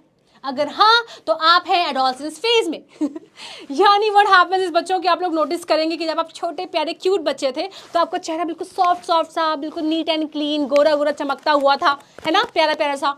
अब आप नोटिस करेंगे कि कुछ बच्चों में, आई विल नॉट से सब में नहीं होता, ठीक है। तो होता क्या है कि आपके चेहरे में ज़्यादा आपको थोड़ा ऑयली दिखेगा, सुबह उठोगे अपने नाक में ऐसे करके देखना, तेल दिखेगा हाथ में, पूरा तल तक सकते हैं उसमें, पूड़ियाँ तक तल सकते हैं उसमें, इतना तेल दिखेगा, ठीक है। तो if you have oily skin तो आपको ऑयल दिखेगा, if you have dry skin तो यू आर सेफ और आपको पिंपल होने के चांसेस भी कम है, ठीक है। तो ऑयली स्किन में ज़्यादा हो जाते हैं। होता क्या है बच्चों, कुछ बैक्टीरियाज होते हैं जिनको डर्ट और ऑयल में फीड करना बहुत पसंद होता है। तो अगर आपकी स्किन में डर्ट या ऑयल का कॉम्बिनेशन उनको मिलेगा तो they will feed upon that and वहाँ पे क्या करेंगे, वो छिछी करेंगे और उसके वजह से यहाँ पे पिंपल आपका बल्ब की तरह फूलता जाएगा, ठीक है, ठीक है। तो व्हाट हैपेंस इज कि इसीलिए पिंपल्स ज़्यादा होने के चांसेस ये होते हैं कि वो आपके जब एडोलसेंस फेज होता है तो उस टाइम पे जो आपकी सिबेसियस ग्लैंड्स हैं, जो हाँ ये सिबेसियस ग्लैंड, यहाँ पे मैं स्वेट ग्लैंड की बात कर रही हूँ, अभी मैं इनकी बात कर रही हूँ, ठीक है, सिबेसियस ग्लैंड्स की, ऐसी ग्लैंड्स जो सीबम प्रोड्यूस करती हैं, सीबम सीबम सीबम प्रोड्यूस करती हैं, ठीक है। तो उस सीबम की वजह से ये जो हल्का सा ऑयली सब्सटेंस है, इस वजह से क्या होता है, आपके स्किन में ऑयल प्रोडक्शन ज़्यादा हो गई है तो बैक्टीरिया इजीली उस पर फीड कर पाते हैं, क्योंकि डर्ट जो होता है, जो गंदगी होती है वो जल्दी ट्रैप हो जाती है, बिकॉज ऑफ दैट ऑयल चिपक जाती है एंड वहाँ पे आके बैक्टीरिया हमला बोलते हैं, छिची करते हैं और क्या होता है, आपका पिंपल फूल जाता है, ठीक है, ठीक है। सो या ठीक है, तो होता क्या है कि इसीलिए आपके पिंपल्स ज़्यादा दिखने लग जाते हैं इस टाइम पीरियड ऑफ टाइम में, क्योंकि आपका सीबम प्रोडक्शन ज़्यादा हो गया है, तो इस वजह से होता है। अब आपका डॉक्टर बनने का समय आ गया है, मतलब आपका नहीं, मेरा डॉक्टर बनने का समय आ चुका है। तो बताना क्या था मुझे आपको कि पिंपल कैसे बचाने हैं। So according to my experience I will suggest कि आप लोगों को मुंह धोना है। करना क्या है कि गंदगी जितना कम रखोगे चेहरे में उतना बेटर होगा। कभी आप नोटिस करोगे कि जिस दिन आप ज़्यादा तेल लगा लोगे सर पे और वो तेल आपके यहाँ पे बह रहा होगा चेहरे में, तो दाने आने के चांसेस बढ़ जाते हैं। अगर आप ज़्यादा ऑयली फूड खाते हैं, ज़्यादा चटपटा खाने की कोशिश करते हैं तो दाने आ जाते हैं। So what you need to do is कि अगर किसी की स्किन इतनी प्रॉन है, इतनी सेंसिटिव है, तो आप लोगों को थोड़ा सा ध्यान रखना है। कैसे ध्यान रखना है कि जब तेल लगाना है तो एक हेयरबैंड लगा लेना है, चाहे लड़का हो चाहे लड़की हो, हेयरबैंड लगा लेना है, ठीक है, ताकि तेल आपके चेहरे में ना आए, ठीक है। तो हेयरबैंड लगा के मुँह धो लेना। दूसरी चीज़ कि खेल कूद के आते हो, गंदा हो जाते हो, तो व्हाट विल हैपन इज कि आपका डर्ट चेहरे पे रहता है और आप आलसियों की तरह पढ़कर सो जाते हो, है ना। तो ये नहीं करना है, आपको चेहरा अपना सोने से पहले पक्का धोना है। खाना भूल जाना लेकिन चेहरा धोना नहीं भूलना, है ना। तो बी केयरफुल। तो क्या करना है, सोने से पहले अपना चेहरा वॉश करना है फेस वॉश से। तो इससे क्या होगा, आपके चेहरे की गंदगी और ऑयल जो है वो वॉश हो जाएगी। रात को अच्छी सी क्रीम लगानी है और सो जाना है। अभी से करना स्टार्ट कर दोगे तो आपके चेहरे में निशान निशान नहीं पड़ेंगे।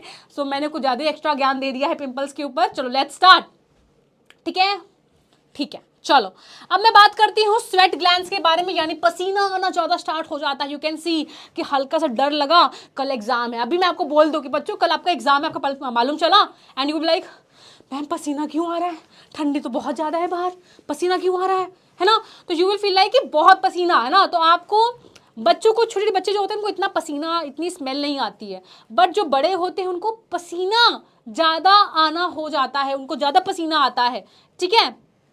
तो क्यों, क्योंकि स्वेट ग्लैंड्स का जो नंबर है, the number of sweat glands वो इंक्रीज कर जाते हैं। तो इस वजह से भी सिक्रीशन ऑफ स्वेट बढ़ जाता है, बढ़ जाता है। सो रिलैक्स, कल कोई एग्जाम नहीं है, सो रिलैक्स, आप यहाँ है ना। सो या चलिए, हो गया, काफ़ी अच्छे से बता दिया। तो आप देख सकते हो कि स्वेट ग्लैंड्स प्लस आपका जो सिबेसिस ग्लैंड है वो सीबम प्रोड्यूस करना स्टार्ट कर देता है, द ऑयली सब्सटेंस, जिसकी वजह से पिंपल्स के चांसेस बढ़ जाते हैं। तो be careful and wash your face. चलिए, acne and pimples are common among the adolescents due to increased production of sebum from the sebaceous glands. तो it's very normal. Don't horrify yourself. ना खुद डरना है ना अपने दोस्तों को डराना है कि भाई तेरे भी आएंगे, तू भी बड़ा होगा, है ना। तो ऐसा कुछ नहीं करना है, ऐसा कुछ नहीं करना है। तो ये सब नॉर्मल चीज़ें हैं, ये सब ठीक हो जाएंगी टाइम के साथ, बस अपना थोड़ा ख्याल रखना है, परेशान नहीं होना है। चलिए, नाउ पोल टाइम। चलिए, लेट्स हैव द पोल्स। तो the adolescence period is I am starting the poll. Let's see किसको आता है। चलो ठीक है, तो मैंने पोल स्टार्ट कर दिया है। फटाफट अपने आंसर्स दीजिए, फटाफट सही आंसर दीजिए।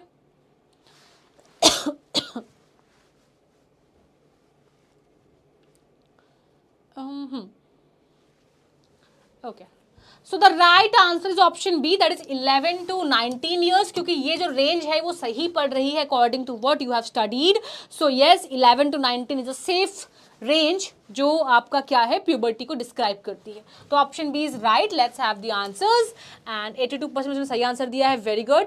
आदित्य, आयुष, देवांशी, अदिति, स्मृति, शिवम वाइटी, आशीर्वाद, गौतम, अर्पित, सात्विक, तहवीद. ओके, चलो आगे बढ़ते हैं. लैरिंग्स इज कॉल्ड व्हाट? लैरिंग्स को हम क्या बोलते हैं? दूसरा नाम क्या होता है लैरिंग्स का? What is the second name of लैरिंग्स? What is the second name of लैरिंग्स? फटाफट सही आंसर देना है, जल्दबाजी में गलत टिक नहीं करना है, वरना आप लोग के चैट बॉक्स में क्या दिखेगा, मैम मिस क्लिक हो गया था. पता नहीं कहाँ कहाँ से अंग्रेजों वाले शब्द लेकर आते हो, मिस क्लिक हो गया था. तो मिस क्लिक नहीं होता है, एक्चुअली आपका मिस ब्रेन हो जाता है. वाई? बिकॉज आपको क्या है, फर्स्ट आना है, फटाफट अपने आंसर्स दिखाने हैं. ये नहीं कि सही आंसर टिक करके खुद का मोटिवेशन बढ़ाओ, खुद को मोटिवेट करो. चलो, so larynx is what? It's a music box. The correct answer is option A, that is music box. तो लैरिंग्स क्या होता है? म्यूजिक बॉक्स होता है, यानी जहां से आवाज, गाने प्रोड्यूस होते हैं. Am I right? क्या मैं सही हूं? क्या मैं सही हूं? मैं टीचर हूं तो मैं सही हूं. मैं टीचर हूं तो मैं सही हूं, right? Music box, music box, हम गाना गा सकते हैं, इसीलिए it's a music box. I am a teacher, so I am right? No, I am not right. अच्छा, I am not right. Oh, oops, oops, oops, I am not right. Okay, ठीक है, I am not right. The right answer is option B, that is voice box, यानी जहां से आवाज produce होती है उसको हम, उस डब्बे को हम बोलते हैं वॉइस बॉक्स. एंड यस, इसको हम लैरिंग्स भी बोलते हैं. तो ऑप्शन बी इज राइट. तो लेट्स सी, 94.68% ने सही आंसर दिया है. Okay, Monty, Savyanshu, nature to crazy, Manish, gaming, Aniket, Shivam YT, Vansh allrounder, Aditya and सात्विक. ठीक है, गुड. चलिए आगे बढ़ते हैं. Now the question is, initially girls grow what? Starting में जो लड़कियां हैं वो क्या होती हैं? They grow faster than boys. लड़कों के कंपेयर में वो ज्यादा जल्दी ग्रो करती हैं. ठीक है, चलो now coming to the next topic, that is what? That is sexual development. Sexual development क्या होता है? सेक्सुअल डेवलपमेंट, ठीक है. अब आप इसके नाम से ही सजेस्ट कर सकते हैं. First of all my question is कि यहां तक सब समझ में आया? जितने टॉपिक्स हमने अभी तक क्लियर कर लिए हैं, पढ़ लिए हैं, क्या आपको सब क्लियर है? प्लीज थम्स अप अगर आपको सब चीज़ें समझ में आ गई हैं यहाँ इस पॉइंट तक, बिकॉज नाउ मैं कुछ इम्पॉर्टेंट स्टार्ट करने वाली हूँ, तो उससे पहले आपका पहले वाला पार्ट जो है वो क्लियर होना चाहिए, है ना. So that's, let's see. Okay, clear? Yes ma'am. Okay, ठीक है, फिर स्टार्ट करते हैं. तो जैसे कि हमारा टॉपिक क्या कह रहा है, सेक्सुअल डेवलपमेंट. इस टॉपिक में ही इसका आंसर है, सेक्सुअल डेवलपमेंट, यानी आपकी बॉडी जब सेक्सुअली डेवलप करती है. सेक्सुअली डेवलप का मतलब आप क्या है, रिप्रोडक्शन करने लायक अपने आप को बना रहे हैं. आपकी जो बॉडी अपने आप को प्रिपेयर कर रही है ताकि वो रिप्रोडक्शन कर सके. तो ये क्या हो रही है, अपने आप को सेक्सुअली मैच्योर कर रही है. क्या कर रही है? अपने आप को सेक्सुअली मैच्योर कर रही है. सेक्सुअली मैच्योर, है ना, अपने आप को सेक्सुअली मैच्योर कर रही है. तो this is what? Sexual development. यानी आपके बॉडी में, किसी इंडिविजुअल के बॉडी में ऐसी चेंजेस आने वाले हैं, ऐसी चीजें होने वाली हैं जिस वजह से उनकी बॉडी रिप्रोडक्शन कर पाए. ठीक है, चलो. तो डेवलपमेंट ऑफ सेक्स ऑर्गन. अब आपका रिप्रोडक्शन करने के लिए उसमें इन्वॉल्वमेंट होते हैं कुछ ऑर्गन्स के. ठीक है, उसमें कुछ ऑर्गन्स लगते हैं, उसमें कुछ ऑर्गन्स लगते हैं, है ना. तो रिप्रोडक्शन हमने पढ़ा था पिछले चैप्टर में, है ना. हमने पढ़ा था पिछले चैप्टर में कि there are some reproductive organs जिनको हम सेक्स ऑर्गन्स भी कहते हैं. जैसे कि मेल्स में होता है क्या, मेल्स में होता है टेस्टिस एंड फीमेल में होता है ओवरीज. ठीक है, बच्चे sebum is nothing but a secretion of what? Sebaceous gland. कुछ ग्लैंड्स होते हैं, यानी ऐसे ऑर्गन्स जो को सिक्रीट करें. तो सीबेशियस ग्लैंड का एक सिक्रीशन है सीबम, जो कि एक ऑयली लाइक सब्सटेंस होता है, जो आप हल्का सा अपने स्किन में तेल देखते हो. इट्स नॉट बेसिकली तेल, इट्स सीबम.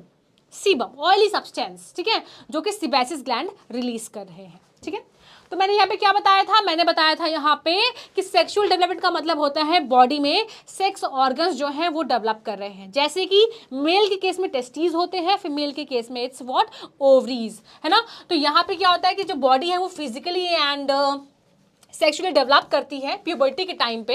यानी अगर मैं बात करूं बॉयज़ के केस में, तो उनमें जो सेक्स ऑर्गन होता है दैट इज़ योर टेस्टीज, जो क्या करता है, मैच्योर होना स्टार्ट करता है और सीमन प्रोड्यूस करता है। सीमन का मतलब बेसिकली स्पर्म प्रोड्यूस करना स्टार्ट कर देता है। और जो गर्ल्स होती हैं उनमें जो है वो है ओवरीज, जो क्या करता है, धीरे धीरे एग को मैच्योर करता है और एग को रिलीज करना स्टार्ट कर देता है। ठीक है, तो बॉयज़ एंड गर्ल्स में अलग अलग सेक्स ऑर्गन्स होते हैं जो कि मैच्योर करते हैं, सेक्सुअली मैच्योर करते हैं। ठीक है, एक बच्चा पूछ रहा है कि ma'am, doctor ma'am, is it right to pimple फोड़ना? पिंपल को नहीं फोड़ना चाहिए, निशान पड़ जाएगा, फिर वो निशान को लेके हमेशा घूमते रहोगे, है ना, तो नहीं फोड़ते। चलो आगे बढ़ते हैं। तो बेसिकली हुआ क्या कि आपको समझ में आया कि लड़की और लड़के में चेंजेस आना स्टार्ट हो जाते हैं, they are becoming sexually mature, यानी बॉयज में टेस्टीज इनलार्ज कर रही हैं, it will start producing sperms, है ना। एंड लड़कियों में क्या है, ओवरीज इनलार्ज करेंगी, उनके अंदर जो एग्स प्रेजेंट है, बताया था ना आपको कि एग्स प्रेजेंट होते हैं फीटल स्टेज से ही, वो क्या होंगे, अपने आप को मैच्योर करेंगे और 1 महीने में एक एग रिलीज करना स्टार्ट करेंगे। यानी गर्ल्स में मेंस्ट्रुएशन साइकिल भी स्टार्ट हो जाती है, जो कि मैंने इसके पिछले लेक्चर में पढ़ाया था। ठीक है, तो चिल्लाना नहीं है यहाँ पे कि what is menstruation and what is eggs and what are sperms, what are testes. तो इन सारे वर्ड्स को सुनकर कोई खुशी नहीं मिलने वाली है, ये सारे नेक्स्ट आपके पिछले चैप्टर में मैंने पढ़ा दिया है, तो वहां जाओ और पढ़कर फिर आ जाओ। ठीक है, चलो देन यस। अब जैसे कि मैंने आपसे तब से कहा स्टार्टिंग में कि आपकी बॉडी में चेंजेस आ रहे हैं, चेंजेस आ रहे हैं, चेंजेस आ रहे हैं। चेंजेस क्यों आ रहे हैं, क्यों आ रहे हैं? Because of some hormones, because of some hormones. ठीक है, तो most of the changes that occur in adolescent are controlled by hormones. अब हॉर्मोन्स क्या बला है, हॉर्मोन्स क्या बला है, व्हाट इज हॉर्मोन्स? ठीक है, व्हाट इज हॉर्मोन्स बेसिकली, क्या होता है हॉर्मोन्स? क्या लगता है आपको हॉर्मोन्स क्या चीज है? लड़की है, लड़का है, जानवर है, माइक्रो ऑर्गेनिज्म है, क्या है? मैम ठंड में हम फेस कैसे धोएं, नया क्वेश्चन आया है मेरे पास। बताओ भैया इस सवाल का क्या किया जाए अब?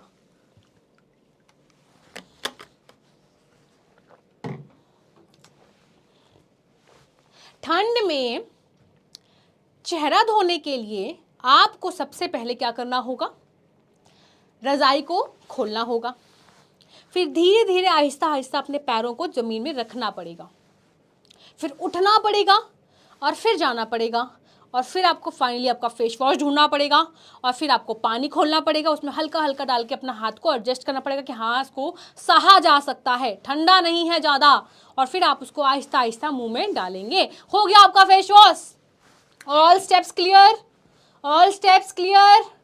चलिए, मैंने क्या बताया आपको कि जो आपके बॉडी में चेंजेस मैंने आपको बताया है इतनी देर से कि लड़कियों में ये हो रहे हैं, लड़कों में ये हो रहे हैं, तो ये जो चेंजेस हैं, ये जो अरे महानुभाव, गर्म पानी से चेहरा नहीं धोते। एक ने लिखा है कि गर्म पानी से धोएंगे, अरे नहीं भैया नहीं, गर्म पानी से नहीं धोते हैं, ठंडे से ही धोते हैं। ठंडे से, हल्का मतलब बराबर, बहुत ठंडा मत आइस वाटर यूज कर रहे हो तो ये भी नहीं करना है। चलो ठीक है, तो मम्मी को डिस्टर्ब नहीं करना है, वो हार्मोन्स कर पढ़ो, बहुत हो गया, डॉक्टर अब बाद में आएंगे, पहले हम चैप्टर फिनिश करवाएंगे। ठीक है, चलो। हार्मोन्स की वजह से हमारी बॉडी में चेंजेस आते हैं। कैसे चेंजेस कि जो मैंने बताए, बॉयज़ में क्या आता है कि उनकी जो वॉइस है वो चेंज हो रही है ना, प्यूबिक हेयर की ग्रोथ हो रही है, नॉर्मल बॉडी हेयर की ग्रोथ हो रही है ना। और लड़कियों में क्या हो रहा है, ब्रेस्ट डेवलपमेंट हो रहा है, मेंस्ट्रुएशन स्टार्ट हो रहा है, ब्रॉडनिंग ऑफ हिप हो रही है ना। तो ये सारे चेंजेस क्यों आ रहे हैं? Because of hormones. ठीक है, अभी जो हॉर्मोन्स होते हैं बच्चा, ये क्या होते हैं? These are the chemical substances, these are the chemical substances. ये बेसिकली मैसेंजर हैं जो इन्फॉर्मेशन लेकर आए हैं कि क्या करना है, हर एक चीज़ को टारगेट कर कर लेकर आए हैं। ठीक है, तो जो बेसिकली आपने एक वर्ड सुना होगा ग्लैंड्स, ग्लैंड्स। तो ऐसा कोई भी ऑर्गन जो कुछ रिलीज करता है, कुछ केमिकल सब्सटेंस सिक्रीट करता है, उनको हम ग्लैंड्स कहते हैं। ठीक है, तो उनकी जो सिक्रीशन है वहां पे क्या है, यहाँ पे हार्मोन्स है। अभी मैं इसको डिटेल में समझाऊंगी, डोंट वरी, बता दूंगी अभी, ठीक है। तो हार्मोन्स क्या है, एक तरह के कुछ केमिकल सब्सटेंसेज हैं जो कि केमिकल मैसेंजर्स हैं, इनके पास इंफॉर्मेशन होती है, ये किसी पर्टिकुलर चीज को टारगेट करते हैं। सपोज इन्होंने टारगेट कर रखा हुआ है कि अगर ये हार्मोन रिलीज होगा, अगर मान लो टेस्टोस्टेरोन रिलीज होगा तो लड़कों में क्या क्या होगा, सेक्सुअल कैरेक्टरिस्टिक्स डेवलप करना स्टार्ट हो जाएंगी, उनकी दाढ़ी मूंछ आना स्टार्ट हो जाएगी, ठीक है, उनकी आवाज डीप होना स्टार्ट हो जाएगी। यानी वो एक टारगेट लेके निकला है, उसके पास एक मैसेज है, अगर वो रिलीज हो रहा है, अगर किसी ग्लैंड ने उसको रिलीज किया है तो वो एक मैसेज लेकर आया है जिसकी वजह से बॉडी में चेंजेस आना स्टार्ट हो जाएंगे। तो hormones is basically a chemical substance, it's a chemical messenger जो क्या करता है, हमारे बॉडी में कुछ चेंजेस लाने के लिए रिलीज किया जाता है। इट्स ट्रिगरिंग, वो ट्रिगर करता है, हाइट को ट्रिगर करेगा, चीजों को ट्रिगर करेगा, ठीक है। तो ये चीज आपको ध्यान देनी है। फॉर एग्जाम्पल अगर मैं बॉयज की बात करूं तो टेस्टोस्टेरोन जो कि टेस्टिस रिलीज करता है, तो टेस्टिस क्या हो गई, इट्स अ ग्लैंड, क्योंकि ये कुछ रिलीज कर रहा है, कुछ सब्सटेंस रिलीज कर रहा है, तो ये ग्लैंड है। गर्ल्स में क्या होता है, ओवरीज, तो ओवरीज क्या है, यहाँ पे ग्लैंड है जो आपका एस्ट्रोजन सिक्रीट कर रही है, ठीक है। तो जो एस्ट्रोजन है और एक और हार्मोन आपका प्रोजेस्टेरॉन भी होता है गर्ल्स में, ठीक है, गर्ल्स में। तो ये हार्मोन्स क्या है, रिस्पॉन्सिबल है उन चेंजेस को लाने के लिए जो गर्ल्स में देखने को मिलते हैं ड्यूरिंग एडोलसेंस, ठीक है। सिंपल है, बहुत सिंपल है एंड यस, ठीक है। तो ये जो हार्मोन्स है बेसिकली, ये जो गोनैड्स है ओवरीज की मैच्योरेशन के लिए, टेस्टिस के इनलार्जमेंट के लिए ये हार्मोन्स वर्क करते हैं। ये क्या करते हैं, ठीक है। अच्छा, एक सवाल आया है कि मैम कॉम्प्लेन से हाइट बढ़ जाएगी क्या। बच्चे बेसिकली होता क्या है कि जो कॉम्प्लेक्स वगैरह होते हैं उसमें कुछ न्यूट्रिएंट्स होते हैं, आपके विटामिन होते हैं, आपके मिनरल्स होते हैं जो आपकी बॉडी में हाइट को बूस्ट करने में हेल्प कर सकते हैं। तो बेसिकली सप्लीमेंट्स हैं, Complan is nothing, Horlicks is nothing but supplements. आप हल्के हल्के अपने बॉडी में एक्सटर्नल न्यूट्रिएंट्स डाल रहे हो जो कि आप सब्जी से, ग्रीन वेजिटेबल से, फ्रूट से ले सकते हैं। तो इट्स कोई बात नहीं, कोई दिक्कत नहीं है, ठीक है। चलो आगे बढ़ते हैं। तो गोनैड्स का मतलब होता है सेक्स ऑर्गन्स, जैसे कि testis in case of males and ovaries in case of females, ठीक है। Production of these hormones is under the control of the mother hormone. अब बेसिकली होता क्या है कि जो हार्मोन रिलीज हो रहे हैं, टेस्टोस्टेरोन, ये ईस्ट्रोजन, ये कैसे रिलीज हो रहे हैं, इनके ऊपर भी एक मास्टर ग्लैंड है। देखो समझो इस चीज को, समझो इस चीज को, एक है मास्टर, एक है मास्टर, वो बताता है कि क्या करना है, ठीक है। तो उसको हम बोलते हैं मास्टर ग्लैंड। तो बेसिकली ये जो यहाँ पे हार्मोन रिलीज हो रहे हैं, टेस्टोस्टेरोन, ओवरीज में से एस्ट्रोजन, इन हार्मोन्स को रिलीज करवाने की इंफॉर्मेशन कौन दे रहा है, एक मास्टर ग्लैंड। तो ग्लैंड का मतलब क्या होता है, कुछ सिक्रीट करने वाला। तो एक ऐसा मास्टर है जो हार्मोन सिक्रीट करता है, जो ये बताता है कि टेस्टोस्टेरोन सिक्रीट करना है, एस्ट्रोजन सिक्रीट करना है, तो वो इनको सिक्रीट करवाता है, इसलिए इनको हम बोलते हैं मास्टर ग्लैंड। अभी इसको हम डिटेल में पढ़ने वाले हैं, तो don't be confuse. Yes, I got the answer, that is pituitary gland, very good. तो जो आपका पिट्यूटरी ग्लैंड है, इट्स अ मास्टर ग्लैंड, ठीक है, it's a master gland. What it does it, कि ये रेगुलेट करता है रिलीज ऑफ सेक्स हार्मोन्स। सिर्फ सेक्स हार्मोन्स को नहीं बल्कि ये दूसरे हार्मोन्स जो है उनको भी रेगुलेट करता है, इसीलिए हम इसको मास्टर ग्लैंड कहते हैं। Who is master, basically master who tells to do. मान लो कि मैं अभी फिलहाल हम क्या बोलते थे, पहले हम टीचर्स को क्या बोलते थे, मास्टर नहीं आ गई, मास्टर जी आ गए, मास्टर जी प्रणाम, है ना। तो मास्टर जी वर्ड यूज करते थे। मास्टर मतलब someone who knows everything, he is master. अगर मैं आपको कुछ करने को कहूँगी, बच्चों होमवर्क कर लेना, ये ऐसे पढ़ना, ये ऐसे पढ़ना, आप मेरी बात मानोगे, आप मेरी बात मानोगे, तो I am the master right now, है ना। तो मास्टर का मतलब होता है समवन जो आपको गवर्न कर रहा है, जो आपको बता रहा है व्हाट टू डू, आप वो करेंगे, ठीक है। तो इसी तरह आपका जो पिट्यूटरी ग्लैंड है, इट्स अ ये गवर्न कर रहा है, इट्स अ मास्टर। तो इसको हम बोलते हैं मास्टर ग्लैंड, क्योंकि ये बाकी ग्लैंड्स का भी मास्टर है, ये बाकी ग्लैंड्स का भी मास्टर है ना। उनको गवर्न करता है कि तुम ये रिलीज करो, तुम ये रिलीज करो, तुम ये रिलीज करो। तो सबको ये क्या कर रहा है, गवर्न कर रहा है, क्या कर रहा है, गवर्न कर रहा है, ठीक है। तो इसीलिए होता क्या है कि पिट्यूटरी ग्लैंड क्या करता है, ये टेस्टिस को मैसेज भेजता है, ये टेस्टिस को बोलता है कि सुनो जल्दी जल्दी टेस्टोस्टेरोन रिलीज कर दो, और ओवरीज को बोलता है कि सुनो तो एस्ट्रोजन रिलीज कर दो। यानी इसने क्या किया है, गवर्न किया है, इसने बताया है कि तुमको क्या करना है। तो it's a master, it's a master, ठीक है। और जैसे ही ये ट्रिगर करता है, अब आप बोलोगे मैम कैसे बोलता है, क्या ये सुनो बोल के बुलाता है कि सुनो टेस्टिस, सुनो ओवरीज, तो ये कैसे अपने मैसेज को कम्युनिकेट करता है उस तक। अपना मैसेज उस तक कैसे पहुंचाता है, जल्दी बताओ, आप लोग बताओगे। अगर पिट्यूटरी मास्टर ग्लैंड है तो ये अपनी इंफॉर्मेशन को, ये अपनी गवर्नेंस को बाकी ग्लैंड्स तक कैसे पहुंचा रहा है। अरे भैया ज़्यादा अंग्रेज नहीं बनना है, नर्वस सिस्टम एंड ऑल नहीं, एग्जैक्ट आंसर दो जो आपकी क्लास के हिसाब से सुटेबल है। ब्लड। अरे भैया हॉर्मोन्स के थ्रू, यानी ये जो मास्टर ग्लैंड है, ये जो पिट्यूटरी ग्लैंड है, ये भी हार्मोन सिक्रीट करेगा ब्लड में, और देन उस ब्लड के थ्रू वो हार्मोन टारगेट ऑर्गन तक पहुंच जाएगा। फॉर एग्जांपल टेस्टिस तक पहुंचेगा, फॉर एग्जांपल ओवरीज तक पहुंचेगा।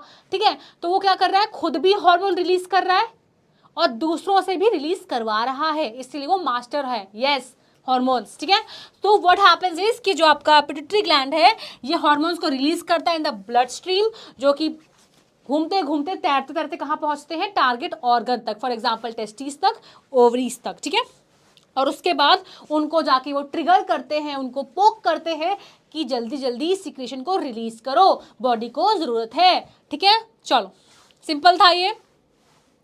नाउ अब टेस्टोस्टेरोन रिलीज हो चुका है, एस्ट्रोजन रिलीज हो चुका है, तो अब ये क्या करने वाले हैं, अपने फंक्शंस को परफॉर्म करने वाले हैं। तो जो लड़के हैं उनमें टेस्टोस्टेरोन रिलीज हुआ है, तो उस वजह से लड़कों में क्या होगा, सेकेंडरी सेक्सुअल चेंजेस आएंगे, यानी ऐसे चेंजेस आएंगे जो कि उनको सेक्सुअली मैच्योर करने वाले हैं, उनको कैपेबल ऑफ रिप्रोडक्शन बनाने वाले हैं। ठीक है, जैसे कि appearance of pubic hair and facial hairs, उनके बॉडी में चेंजेस आएंगे, उनके ग्रोथ ऑफ हेयर्स देखने को मिलेगा। ठीक है, उसके बाद क्या है, अरे खत्म हो गया, और भी था। ओके ठीक है, मुझे वैसे जाके दिखाना पड़ेगा। वैसे आपको इसका आंसर पता है, of course you know the answers कि क्या चेंजेस आते हैं। लेट्स सी, देखो लड़कों में क्या होगा, pubic hair and facial hair देखने को मिलेगा, गर्ल्स में भी same appearance of pubic hair. ठीक है, ब्रेस्ट डेवलपिंग, ब्रेस्ट डेवलपमेंट होगा गर्ल्स में, राइट, प्लस बॉडी हेयर दोनों में कॉमन होता है, बॉडी हेयर देखने को मिलेंगे। तो ये कुछ चेंजेस हैं जो कि बिकॉज ऑफ टेस्टोस्टेरोन एस्ट्रोजन आते हैं, एंड अलोंग विद दिस जो टेस्टीज इनलार्जमेंट है, जो टेस्टीज हैं वो भी इनलार्ज करते हैं, वो बड़े होते हैं। ठीक है, तो वो भी टेस्टोस्टेरोन की वजह से हो रहे हैं। गर्ल्स में जो ओवरीज के अंदर एग मैच्योर हो रहे हैं वो भी एस्ट्रोजन की वजह से हो रहे हैं ना। तो ये कुछ चेंजेस हैं जो कि गवर्न किए गए हैं बिकॉज ऑफ हॉर्मोन्स। ठीक है, चलिए अब यहाँ पे क्या लिखा हुआ है कि जो ओवरीज होती है बेसिकली, जैसे कि हमने पढ़ा था कि जो ओवरीज होती हैं उसमें जो एग्स हैं वो तो फीटल स्टेज से होते हैं, यानी जब कोई लड़की गर्ल चाइल्ड है, मम्मा के पेट में है, ठीक है, यूट्रस के अंदर डेवलप कर रही है, वूम में डेवलप कर रही है, उस टाइम पे भी उसकी ओवरीज में इमेच्योर एग्स प्रेजेंट होंगे, जैसे कि मैंने आपको बताया था कब, पिछले क्लास में। ठीक है, तो उनकी ओवरीज में एग्स होते हैं, लेकिन वो एग्स मैच्योर कब करेंगे, ड्यूरिंग प्यूबर्टी। क्या सबको याद है ये चीज? यस मैम लिखो फटाफट अगर याद है कि गर्ल्स में इमेच्योर एग्स पहले से ही प्रेजेंट होते हैं, लेकिन वो मैच्योर होना स्टार्ट होते हैं during puberty. During puberty, yes exactly, है ना। तो प्यूबर्टी के टाइम पे क्या होती है, जो गर्ल्स की जो ओवरीज हैं वो एक्टिव हो जाती हैं, उनके अंदर के जो एग्स हैं वो अपने आप को मैच्योर करना स्टार्ट कर देते हैं। ठीक है, नाउ व्हाट हैपेंस इज कि हर महीने जो वो ओवम है, हर महीने व्हाट हैपेंस इज कि जो एग है वो एक एग को, सॉरी जो ओवरी है वो एक एग को रिलीज कर देगी।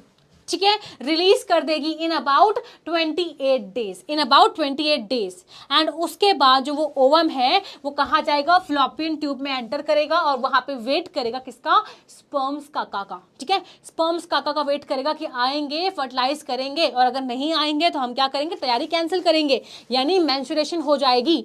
ये सब चीजें मैंने आपको पिछली क्लास में बताई हैं। ठीक है, सो ये जो मैच्योर ओवम है, ये जो मैच्योर एग है, ये क्या करेगा, ओविडक्ट में एंटर करेगा, वहां पे वेट करेगा स्पर्म्स का कि स्पर्म्स आएंगे और फर्टिलाइज करेंगे, है ना। चलो, अगर वो फर्टिलाइज हो जाता है तो व्हाट विल हैपन, जाइगोट बनेगा,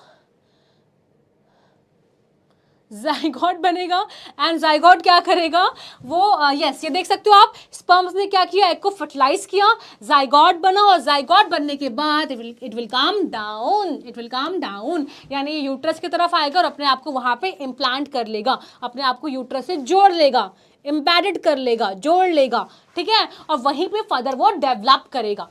ठीक है, अगर वो फर्टिलाइज कर जाता है तो, और वहां पे यूट्रस में क्या करने वाला है, वो डेवलप करने वाला है, वहां पे वो बेबी बनेगा, फीटस बनेगा। तो ये सब चीजें रिपीटेड है, आपको पता है, ये सब चीजें हम पढ़ चुके हैं। ठीक है, चलिए अब मैंने आपको क्या होता है कि यहाँ पे क्या होने वाला है, एग जो है वो रिलीज होगा, यहाँ पे वो स्पर्म्स का वेट करेगा। अब स्पर्म्स अगर नहीं आएंगे तो व्हाट विल हैपन, क्या होगा अगर स्पर्म्स नहीं आएंगे, फटाफट मुझे आंसर्स दो। क्या पढ़ा था हमने पिछली क्लास में कि अगर स्पर्म्स काका जी नहीं आते हैं तो what will happen, what will happen, what will happen.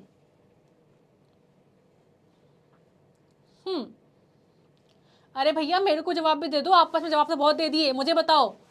Menstruation, exactly. यानी अगर ये जो एग है जो रिलीज हुआ है ओवरी से, इसको इसका पार्टनर, अगर इसको पार्टनर स्पर्म नहीं मिलता है, अगर इसको इसका पार्टनर स्पर्म नहीं मिलता है तो what will it will do is कि ये डिजनरेट हो जाएगी और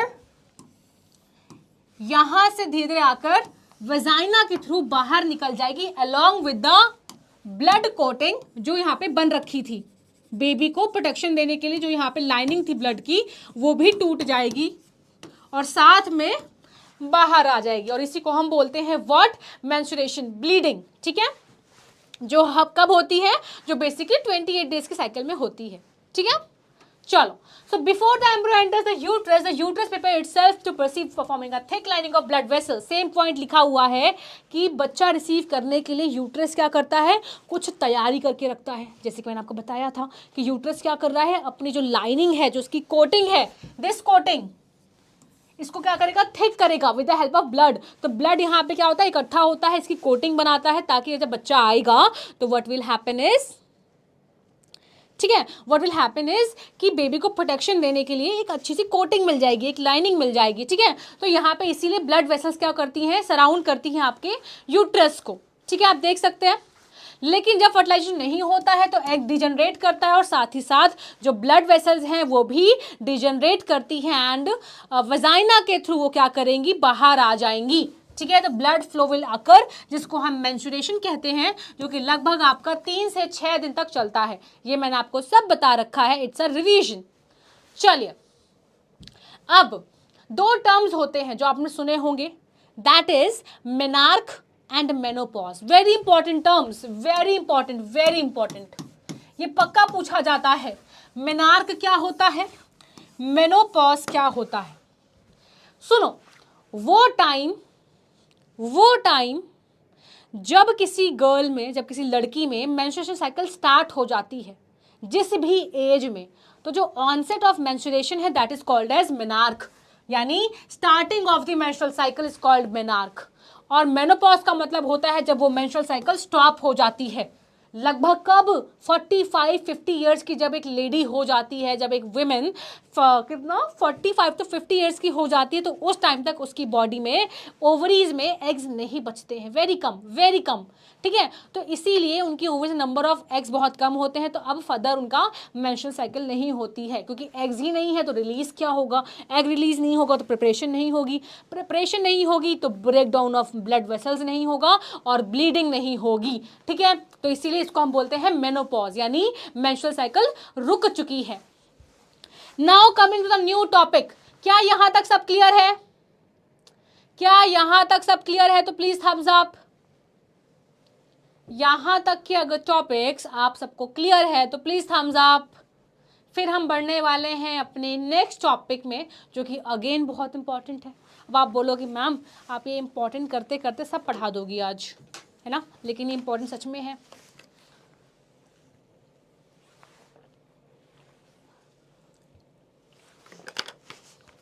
यस,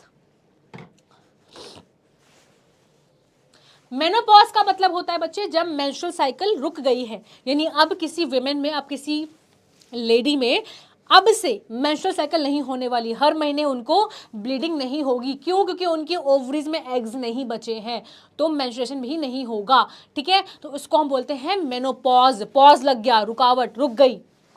मैंने भी पानी पी लिया, गुड अंश बेटा। चलो ठीक है, now talking about what is endocrine system. Endocrine system क्या होता है, एंडोक्राइन सिस्टम क्या होता है? देखिए, अब तक मैंने आपको जस्ट बताया था कि कुछ ऐसे ऑर्गन्स होते हैं जिनका काम होता है कुछ सब्सटेंसेस को सिक्रीट करना, जिनको हम कहते हैं ग्लैंड्स, ठीक है। तो इसी तरह आपकी कुछ ऐसी ग्लैंड्स होती हैं जो क्या करती हैं, केमिकल सिक्रीट करती हैं, यानी हार्मोन्स को सिक्रीट करने वाली ग्लैंड्स को हम एंडोक्राइन ग्लैंड्स कहते हैं, क्योंकि वो अपनी सिक्रीशन डायरेक्टली ब्लड में ऐड करती हैं। क्या कर रही हैं? डायरेक्टली ब्लड में ऐड कर रही हैं। समझ पा रहे हो? यानी ऐसे ग्लैंड्स, बेसिकली आपके ग्लैंड्स ना दो तरीके के होते हैं, एंडोक्राइन एंड एक्सोक्राइन। तो यहां पे हम डिस्कस किसको कर रहे हैं? एंडोक्राइन को कर रहे हैं। एंडोक्राइन का मतलब क्या होता है? ऐसी ग्लैंड्स जो अपनी सिक्रीशन को किसमें कर रही हैं? Into the blood. यानी वो क्या कर रहे हैं? बेसिकली हार्मोन को सिक्रीट कर रही है, हार्मोन को रिलीज कर रही है और डायरेक्टली ब्लड में ही ऐड कर रही है, ठीक है। तो एंडोक्राइन ऐसी ऑर्गन्स, ऐसी ग्लैंड्स हैं जो अपने हार्मोन्स को किस में सिक्रीट कर रही हैं? ब्लड में सिक्रीट कर रही हैं, ठीक है। तो क्या रिलीज कर रही है? वो हार्मोन रिलीज कर रही है,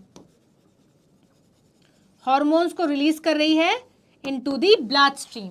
एक्सोक्राइन का मतलब होता है कि वो भी कुछ सिक्रीट करते हैं सब्सटेंसेस, ठीक है, जो कि ब्लड में नहीं बल्कि डक्ट में जाते हैं। किस में जाते हैं? डक्ट में जाते हैं। तो into the duct, into the duct. जैसे कि फॉर एग्जाम्पल जो आपका डाइजेशन होता है, जो आपका डाइजेस्टिव ट्रैक्ट होता है, तो आपने कभी सुना हो पेंक्रियाज है हमारे पास, है ना। तो पेंक्रियाज जो डाइजेस्टिव जूस सिक्रीट करते हैं वो पेंक्रियाटिक डक्ट में जाता है। यानी वो हार्मोन रिलीज नहीं कर रहे, वो क्या कर रहे हैं? पेंक्रियाटिक जूस को सिक्रीट कर रहे हैं, जो कि अगेन एक सिक्रीशन है, लेकिन वो ब्लड में ऐड नहीं हो रही, वो एक डक्ट में ऐड हो रही है। देखो इसको फिर समझो, इसको फिर समझो, बताती हूँ कैसे समझना है। Let me tell you how to understand this. चलिए समझाती हूँ फिर से, ध्यान से सुनना, थोड़ा ये इंपॉर्टेंट है, दैट्स व्हाई। देखो सपोज एक छत है, छत में टंकी रखी है पानी की, ठीक है। ध्यान से सुनना, एक छत है, छत में रखी है पानी की टंकी। क्या रखी है? पानी की टंकी। ये रही आपकी पानी की टंकी। ध्यान से समझोगे तभी समझ में आएगा, बातें करोगे तो फिर बातें करते रहो, मैं तब भी पढ़ाऊंगी, ठीक है। अब ये कौन है? ये है चिंटू जी। ये कौन है? चिंटू जी। अब चिंटू जी को नहाना है, चिंटू जी को नहाना है, क्योंकि चिंटू जी ने एक हफ्ते से नहीं नहाया है। चिंटू ने एक हफ्ते से नहीं नहाया है, इसीलिए चिंटू को नहाना है। चिंटू ने सोचा कि छत में बहुत तेज धूप है, तो चिंटू जी पहुंच गए कहाँ? चिंटू जी पहुंच गए छत में। अब छत में हमें पता है कि जो हमारी टंकी होती है, टंकी में क्या होता है? पाइप के थ्रू हमारे घर में, पाइप के थ्रू हमारे घर में पानी आ जाता है। सबको पता है ना कि टंकी से जो पानी है वो हमारा पाइप के थ्रू आता है। पता है ना सबको कि टंकी क्या करती है? अपनी टंकी जो होती है वो पानी रिलीज करती है with the help of what? The pipe, है ना, पाइप, ठीक है। अब जो चिंटू है वो अपने घर में नहा सकता था इस पाइप को, इस नल पा जो है, ये क्या बोलते हैं, दिस टैप, टैप को ओपन करके वो घर पे ही बैठ के नहा सकता था, है ना, नहा सकता था। अब हुआ क्या कि ये जो क्या किया, अब एक तरीका है कि पाइप के थ्रू, यानी जो टंकी है, टंकी से पानी पाइप के थ्रू आ रहा है, और दूसरा तरीका क्या है? दूसरा तरीका है कि डायरेक्टली इस टंकी में एक पत्थर मारो जोर का, इस टंकी में जोर का एक पत्थर फेंक के मारो, टंकी गई फूट, टंकी गई फूट। टंकी जैसे ही फूटेगी क्या होगा? जो पानी का फुहारा है वो डायरेक्टली बाहर आ जाएगा और चिंटू नहा लेगा, क्योंकि चिंटू गया है छत में, ना उसके पास बाल्टी है ना उसके पास मग्गा है, वो गया छत में। And what it does it, उसने क्या कि टंकी में जोर का पत्थर फेंक के मारा, टंकी गई फूट, पानी आया बाहर और चिंटू ने नहा लिया धूप में बैठ के, चिंटू ने नहा लिया। तो यहाँ पे हमारे पास आए हैं दो तरीके, हमारे पास आए हैं दो तरीके, ठीक है। दो तरीके मतलब एक तरीका था जहाँ पे पाइप के थ्रू पानी पहुंचा चिंटू के घर में, वो उसको चाहिए ही नहीं था। एक तरीका था जहां पे हमने टंकी पे एक पत्थर मारा और डायरेक्टली पानी बाहर आ गया। ठीक है, यानी एक तरीका था जहां पे पाइप के थ्रू घर में पहुंचा था और एक जो डायरेक्टली बाहर आ गया था। तो यही एक सिस्टम होता है हमारे ग्लैंड्स का भी, यानी ग्लैंड्स भी हमारे दो तरीके की होती हैं, ग्लैंड्स भी हमारी दो तरह की होती है, that is endocrine and exocrine. तो यहाँ पे हमने फोकस किया है एंडोक्राइन पे, बट मैं आपको हल्का सा आइडिया एक्सोक्राइन का भी दे देती हूँ फटाफट से, ताकि आपको पता हो कि व्हाट इज एक्सोक्राइन ऑल्सो। ठीक है, दो तरह की ग्लैंड होती है। एंडोक्राइन ग्लैंड का मतलब होता है जो कि पाइप से ये डायरेक्ट वाला, पत्थर फेंक के मारा पानी बाहर, यही सिस्टम होता है आपके एंडोक्राइन का, यानी ऐसी ग्लैंड जो अपनी सिक्रेशन को डायरेक्टली ब्लड में ऐड करती हैं। There is no pipe system, there is no duct system, these are what, ductless. इनके पास कोई डक्ट नहीं होती, इट इज डक्टलेस, कोई पाइप सिस्टम नहीं है, no pipe system is there. Directly क्या किया उसने, अपनी सिक्रेशन रिलीज किया और वो ब्लड में पहुंच गई, मतलब ब्लड में ही रिलीज कर दिया, ब्लड में ही रिलीज कर दिया, यानी वो हार्मोन को रिलीज कर रहा है। तो एंडोक्राइन ने क्या किया, हार्मोन्स को सिक्रीट किया, हार्मोन्स को सिक्रीट किया इसने, वो हार्मोन्स जो हम जस्ट इसके पिछले स्लाइड में पढ़कर आए हैं, the chemical substances, the chemical messengers. ठीक है, वही। दूसरा क्या है हमारे पास, हमारे पास है एक्सोक्राइन ग्लैंड, यानी ऐसी ग्लैंड जिनके पास डक्ट होती है, जिसके पास डक्ट होती है। तो these are what, duct containing. I think अब आपको समझ में आ गया है, अगर समझ में आ गया तो प्लीज थम्स अप। इतना ही आपको याद रखना है कि दो तरह की ग्लैंड्स होती हैं, एंडोक्राइन एंड एक्सोक्राइन। एंडो का मतलब होता है जिनके पास डक्ट नहीं है, जो डायरेक्टली ब्लड में ही हार्मोन्स को सिक्रीट करने वाली हैं। ठीक है, तो इनके सिक्रेशंस को हम हार्मोन्स कहते हैं, यानी ऐसे सब्सटेंसेस जो ब्लड में ही रिलीज कर दिया। और एक्सो का मतलब होता है जो एक प्रॉपर डक्ट के थ्रू अपने टारगेट ऑर्गन तक पहुंचती है। ठीक है, चलो सबको क्लियर है, very good very good very good. ठीक है, तो यहाँ पे यही लिखा हुआ है कि जो हमारी एक्सोक्राइन ग्लैंड है, दीज आर डक्टलेस ग्लैंड, ये हार्मोन सिक्रीट करती हैं। They secrete what, they release hormones directly into the blood. तो ये क्वेश्चन आपके एग्जाम में आता है कि ऐसी कौन सी ग्लैंड होती हैं जो अपनी सिक्रेशंस को डायरेक्टली ब्लड में ऐड करती हैं। तो दीज आर योर क्या क्या क्या क्या क्या एंडोक्राइन ग्लैंड्स। ठीक है, चलो अब हमारे बॉडी में सिर्फ एक एंडोक्राइन तो ग्लैंड है नहीं, बहुत सारी हैं। उल्टा बोल दिया, क्या उल्टा बोल दिया मैंने, फिर से रिपीट कर देती हूँ। ऐसी ग्लैंड्स जिनके पास डक्ट्स नहीं होती हैं उनको हम बोलते हैं एंडोक्राइन ग्लैंड, जो डायरेक्टली अपनी सिक्रेशन को ब्लड में ऐड करती हैं। लो सीधा बोल दिया, अब खुश? चलो मेहनत करवा लो एक्स्ट्रा, खुद नहीं करनी कोई मेहनत। चलो, तो हमारी बॉडी में क्या होता है, हमारी बॉडी में क्या होता है, हमारी बॉडी में बहुत सारे एंडोक्राइन ग्लैंड्स होते हैं, एक नहीं होता है। तो उन सारे ग्लैंड्स को मिला के एक सिस्टम बनता है, that is called your endocrine system. तो ऐसा सिस्टम जिसमें बाकी एंडोक्राइन ग्लैंड्स भी होते हैं जो आपस में इंटरेक्ट भी कर रहे हैं, उनका जो प्रॉपर सिस्टम है that is called endocrine system. ठीक है, तो हम इस सिस्टम में से कुछ इंपॉर्टेंट एंडोक्राइन ग्लैंड्स को पढ़ने जा रहे हैं। तो लेट्स सी हम क्या क्या देखेंगे।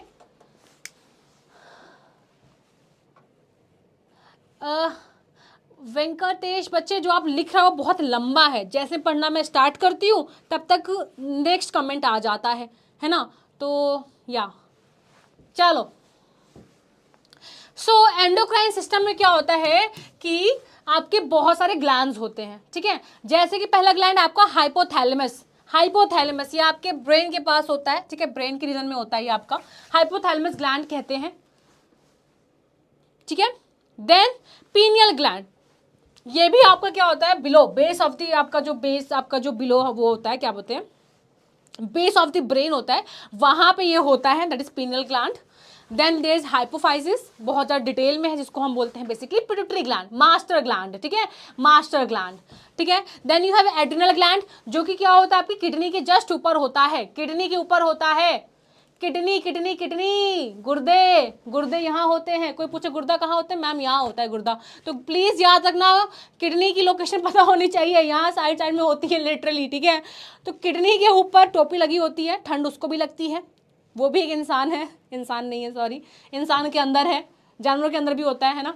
सो यस, व्हाट हैपेंस, इसकी किडनी के ऊपर एक टोपी होती है, उस टोपी को बोलते हैं हम क्या, उसको हम बोलते हैं एड्रीनल ग्लैंड, एड्रीनल ग्लैंड, क्या बोलते हैं, एड्रीनल ग्लैंड। मैम जी मैम जी मैम जी मैम जी क्या हुआ, क्या हुआ Pintu ji, ma'am ma'am ma'am क्या हुआ, किडनी आईफोन, यस, जिसको भी आईफोन लेना है तो एक किडनी के बदले एक आईफोन तो आ ही जाएगा, नया मॉडल तो शायद मिल ही जाएगा, है ना, यस, गुड बच्चे, नाइस स्कीम, ठीक है। सो एड्रिनल ग्लैंड कहाँ होता है, आपकी किडनी के जस्ट ऊपर होता है। देन पेंक्रियाज आर देयर, ठीक है, पेंक्रियाज होता है जो कि इट्स अ हिट्रोक्लाइन ग्लैंड, एक बच्चा लिख रहा था कि मैम एक और ग्लैंड होती है हिट्रोक्राइन ग्लैंड, यानी मिक्स, यानी ये एंडोक्राइन की तरह बिहेव करती है, ये एक्सोक्राइन की तरह भी बिहेव करती है, ये डक्ट लेस भी होती है और इसके पास डक्ट भी होता है, ठीक है। तो इट्स अ हिट्रोक्राइन ग्लैंड, कौन, पेंक्रियाज, ठीक है, mixed gland, yes it's a mixed gland, very good. कब से बोल रहा हूँ, आदित्य बोल रहा है, हाँ बच्चे सुन लिया मैंने, चलो। और क्या होता है, टेस्टीज, टेस्टीज भी एक ग्लैंड है। Ovaries in case of female, अगर फीमेल की बात करूं तो इनके पास ओवरीज होती है। तो overall what we have is, we have बहुत सारे एंडोक्राइन ग्लैंड्स, जिनमें से हम कुछ इंपॉर्टेंट पढ़ने वाले हैं, ठीक है, कुछ पढ़ने वाले हैं। वेंकटेश बच्चे आप बहुत मेहनत कर रहे हो, तब से आप लिख रहे हो, बट मैं सच में नहीं पढ़ पा रही हूँ का पूरा, बस मैं ओल्ड एज होम तक पढ़ पा रही हूँ, उसके बाद मैं कुछ नहीं पढ़ पा रही हूँ। चलो पहले मैं टॉपिक कवर कराती हूँ, इट्स वेरी इंपॉर्टेंट, ठीक है। तो फीमेल के केस में फीमेल की बॉडी में ओवरी होता है, मेल की बॉडी में टेस्टीज होता है, एंड ये दोनों ही क्या है, दीज आर ग्लैंड्स, बिकॉज इनकी भी एक सिक्रीशन होती है। मैम आई हैव डायबिटीज, उम्र कितनी है तुम्हारी, उम्र कितनी है तुम्हारी, डायबिटीज वाले बच्चे, डायबिटीज अभी से कहाँ हो जाएगा यार, अभी तुमने जीवन जीना स्टार्ट किया है, कैसी बातें करते हो, हैं। चलो सबसे पहले हम बात करने वाले हैं मास्टर ग्लैंड के बारे में, इट्स अ मास्टर, तो सबसे पहले हम इसके बारे में ही बात कर लेते हैं। ये क्या है, आपका पिट्यूटरी ग्लैंड है। तो one of the hormones released by this gland is the growth hormone that regulates growth and development of the body, यानी जो सबसे इंपॉर्टेंट हार्मोन जो आपका pituitary gland, master gland secrete करता है, that is the growth hormone, जो आपकी body में ग्रोथ हो रही है, ऑर्गन्स की, बॉडी की, आपके बॉडी पार्ट्स की, that is because of growth hormone जो आपका पिट्यूटरी ग्लैंड ही सिक्रीट करता है, ठीक है। नेक्स्ट आ जाता है आपका थायराइड ग्लैंड। थायराइड ग्लैंड क्या होता है बच्चों, ये यहाँ पे होता है, लैरिक्स के पास होता है, वॉइस बॉक्स के पास होता है, ठीक है। ये क्या करता है बच्चों, ये आपकी मेटाबॉलिक रेट को, मेटाबॉलिज्म यानी आपकी बॉडी में बहुत सारी रिएक्शंस चल रही हैं, आपका खाना डाइजेस्ट हो रहा है, उसमें से ग्लूकोज, उसमें से चीज़ें निकल रही हैं, फिर उसको तोड़कर हम कुछ और बना रहे हैं, यानी हमारी बॉडी में बहुत रिएक्शंस चल रही हैं, जो आप अपने आगे आने वाली क्लासेस में पढ़ने वाले हो, है ना, मतलब बड़े हो जाओगे जब, है ना। तो हमारी बॉडी में बहुत सारी रिएक्शंस चल रही हैं, जिसको बोलते हैं मेटाबॉलिज्म, ठीक है। तो बेसिकली ये रेगुलेट करता है थायराइड ग्लैंड, ठीक है। एक और चीज, अगर हमारा थायराइड ग्लैंड थायरोक्सिन हार्मोन, यानी बेसिकली आपका जो थायराइड ग्लैंड है वो क्या सिक्रीट कर रहा है, थायरोक्सिन सिक्रीट कर रहा है। तो अगर ये सिक्रीट करने में कुछ कमी कर देगा, ठीक है, तो क्या हो जाएगा, व्हाट विल हैपन इज कि ऐसा हो जाएगा, ग्वाइटर हो जाएगा, यानी गला फूल जाएगा, ठीक है। कैसे फूल जाएगा, बेसिकली अगर आपके डाइट में, आपके खान पान में आयोडीन की कमी होती है, अगर आपके खान पान में आयोडीन की कमी होती है, तो होता क्या है कि जो थायराइड ग्लैंड है वो थायरोक्सिन कम बना पाएगा। अब ऐसा क्यों, क्योंकि थायरोक्सिन को बनाने के लिए आयोडीन की जरूरत पड़ती है, यस, डेफिशिएंसी ऑफ आयोडीन। आप थोड़ी मोटी लग रही हो, सॉरी मैंने ये रीड कर लिया जो मुझे रीड करना नहीं था, लेकिन ये थोड़ा सा चीज़, ऐसी चीज़ है जो कोई इग्नोर नहीं कर सकता, है ना। कोई मोटी नहीं हूँ मैम, कोई मोटी नहीं हुई हूँ, आप लोग मोटे हो, मैं नहीं हूँ मोटी, आप लोग मोटे, मैं नहीं हूँ, ठीक है। चलो आगे बात करते हैं, क्या बात करते हैं, क्या पढ़ा रही थी, सब भुला दिया मेरे को, कॉन्शियस कर दिया, बताओ।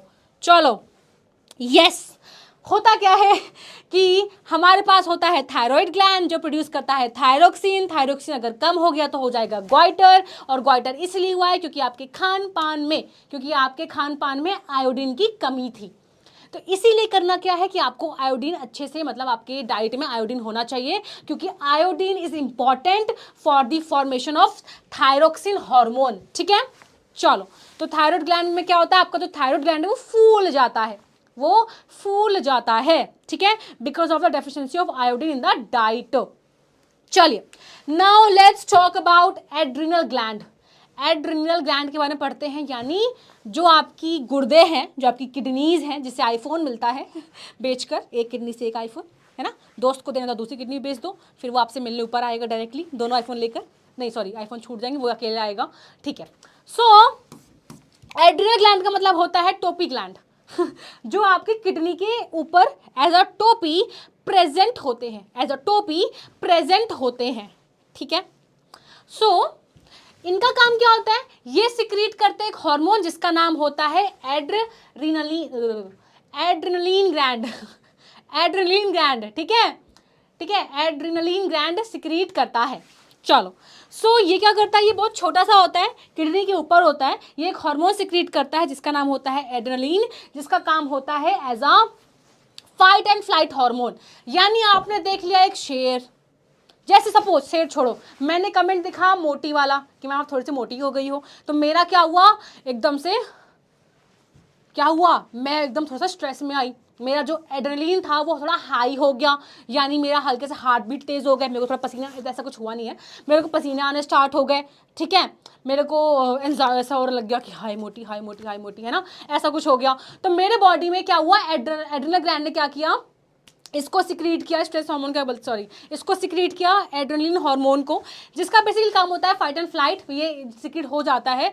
या इससे अच्छा एग्जांपल ये कि मेरे को शेर मिल गया, शेर मैंने देखा, अब मैं तो शेर को देख के मैं भी खड़ी हो जाऊंगी अपनी कुर्बानी देने के लिए कि आओ मार दो, मैं भाग नहीं सकती, मैं डर गई हूँ, या मैं भाग जाऊंगी। तो फाइट या फ्लाइट, फाइट या फ्लाइट, है ना, या तो आप डर जाओ, मतलब आप या तो लड़ो या भाग जाओ, है ना, तो ऐसा कुछ होता है, तो उसको हम फाइट एंड फ्लाइट हार्मोन भी बोलते हैं। डिसीजन मेकिंग में हमें ये हेल्प करता है, हमें हेल्प करता है, ठीक है, ये देख सकते हो आप। It also controls the response of the body in stressful conditions. तो स्ट्रेसफुल कंडीशंस में हमें किस तरह रिस्पॉन्स करना है, उसको हम कंट्रोल होता है हमारे एड्रेनलिन हार्मोन से, ठीक है। चलो, टॉकिंग अबाउट न्यू अपना gland, that is pancreas. Pancreas, तो जिस बच्चे को डायबिटीज की प्रॉब्लम हो गई थी वो कृपया इस ग्लैंड में ध्यान दे, वो कृपया इस ग्लैंड में ध्यान दे, जिसका नाम है पैंक्रियाज, ठीक है।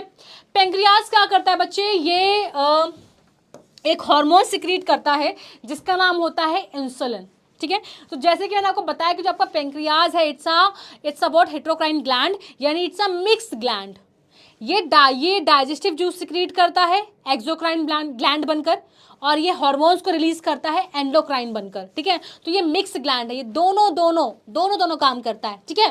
तो ये अगर मैं इसकी बात करूं एंडोक्राइन फंक्शन की, अगर मैं इसकी बात करूं एंडोक्राइन फंक्शन की, तो ये क्या करता है, इंसुलिन सिक्रीट कर रहा है, ठीक है। इंसुलिन क्या करता है, आपके ब्लड में ग्लूकोज लेवल, जो आपको ग्लूकोज लेवल है उसको रेगुलेट करता है, यानी आपके ब्लड में कितना शुगर लेवल है उसको रेगुलेट करना, तो उसको कम करने का काम करता है। क्या करता है, कम करने का, अगर ज़्यादा है तो वो कम कर देगा, है ना। तो अगर आपके बॉडी में पैंक्रियाज ने इंसुलिन बनाना कम कर दिया तो आपके बॉडी में शुगर लेवल बढ़ जाएगा, तो आपको डायबिटीज़ हो जाएगी, ठीक है।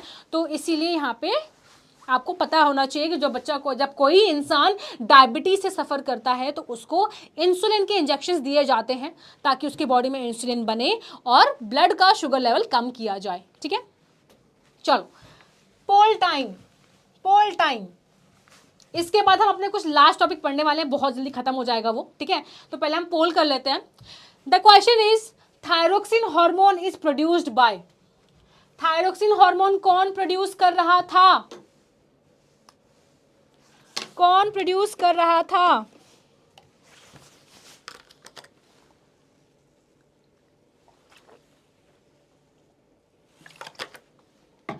यस। सो यहाँ पे ऑप्शन क्या है, adrenal gland, pituitary gland, testis and thyroid gland. तो आंसर बहुत क्लियर कट है, that is option D, thyroid gland, जो आपका लैरिंक्स बॉक्स से पास होता है एंड ये क्या करता है, रिलीज करता है किसको, थायरोक्सिन को, जिसके लिए आयोडीन सिंथेसिस इंपॉर्टेंट होता है, मतलब आयोडीन का होना इंपॉर्टेंट होता है। तो अगर आपकी खान पान में आयोडीन की कमी है तो आपकी बॉडी में थायरोक्सिन की भी कमी हो जाएगी। तो right answer is option D. आशीर्वाद डॉक्टर गुलाब, आदित्य, अधुरेज, अविनाश, जिया, नैतिक, आयुष, साक्षी, कनिष्का, आदित्य, विपिन। गुड। चलो, तो this was easy question. Next रखते हैं। The male hormone is called, male hormone किसे कहते हैं? ये तो बहुत इजी है। एस्ट्रोजन को? नहीं। Thyroxine? Of course not. Insulin? नहीं। तो right answer will be option D, that is testosterone. Now the question is menstruation occurs once in about, menstruation कब कब होता है? मेंस्ट्रुएशन मतलब कितनी लंबी साइकिल होती है, उसकी ड्यूरेशन क्या होती है? 28 to 30 days, 45 to 50 days, 25 to 30, none of the above, and you know the right answer is option A, 28 to 30 days, and I can see the right answers.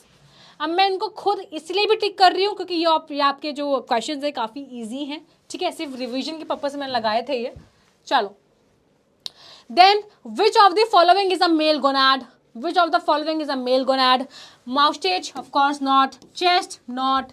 Hair? नहीं. Testes is the right answer. तो testes क्या होता है? It's a male gonad.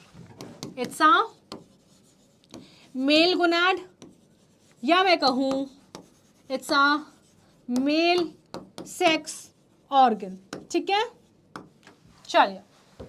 Now the question is production of thyroxine requires, thyroxine की production के लिए कौन सा एलिमेंट, कौन सा मिनरल इंपॉर्टेंट होता है?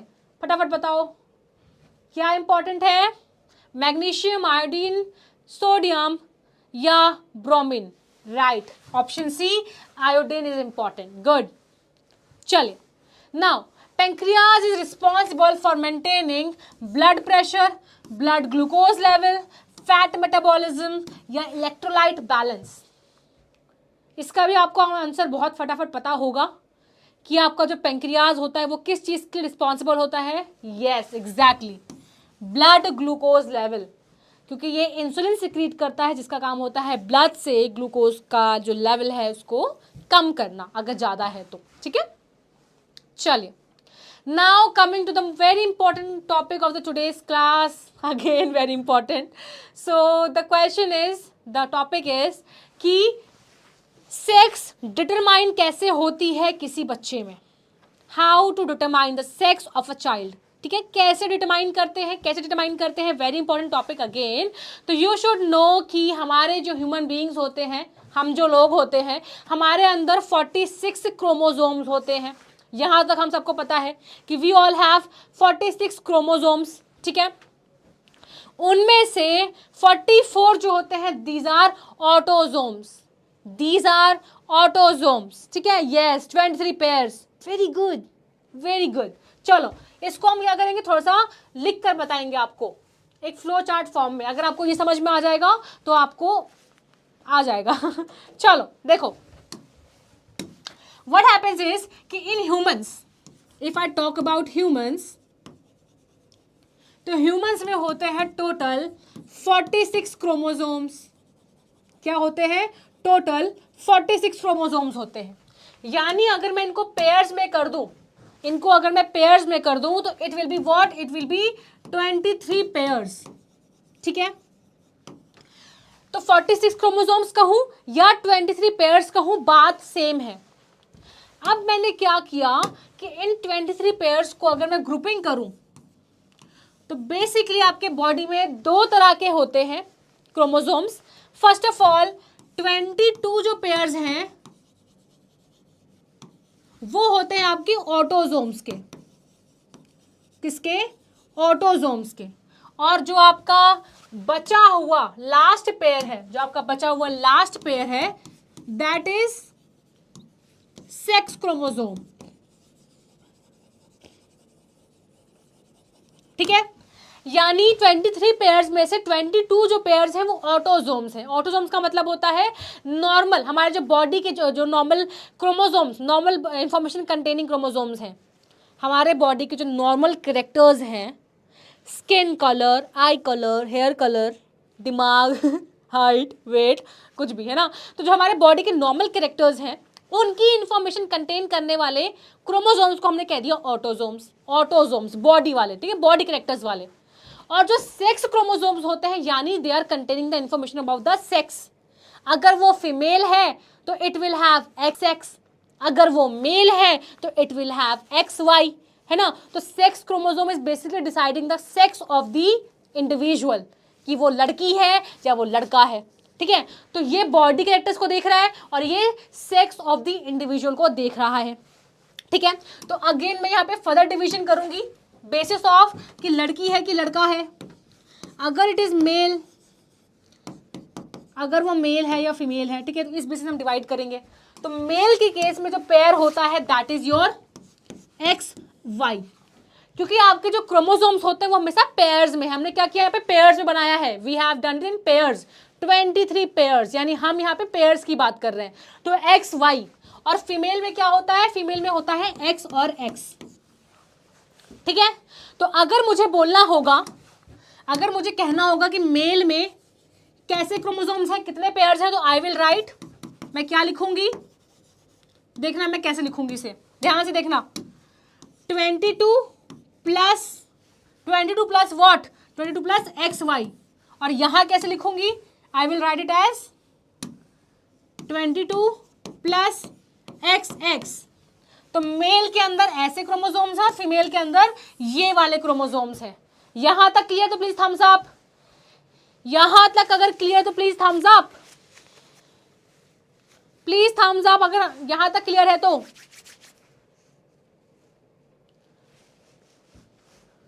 ठीक है, यानी यस वेरी गुड, मेल के केस में 22 plus X Y and female के केस में 22 plus X x.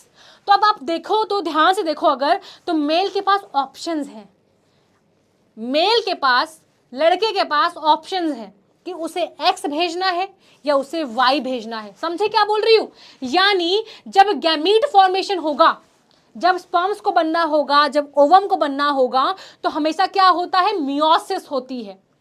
Reduction division पढ़ाया था ना, मियोसिस होती है, यानी नंबर विल बिकम हाफ, जो पेयर्स हैं वो टूट जाएंगे, जो पेयर्स हैं वो टूट जाएंगे, the pair will be break down, है ना, टूट जाएंगे, ब्रोकन डाउन।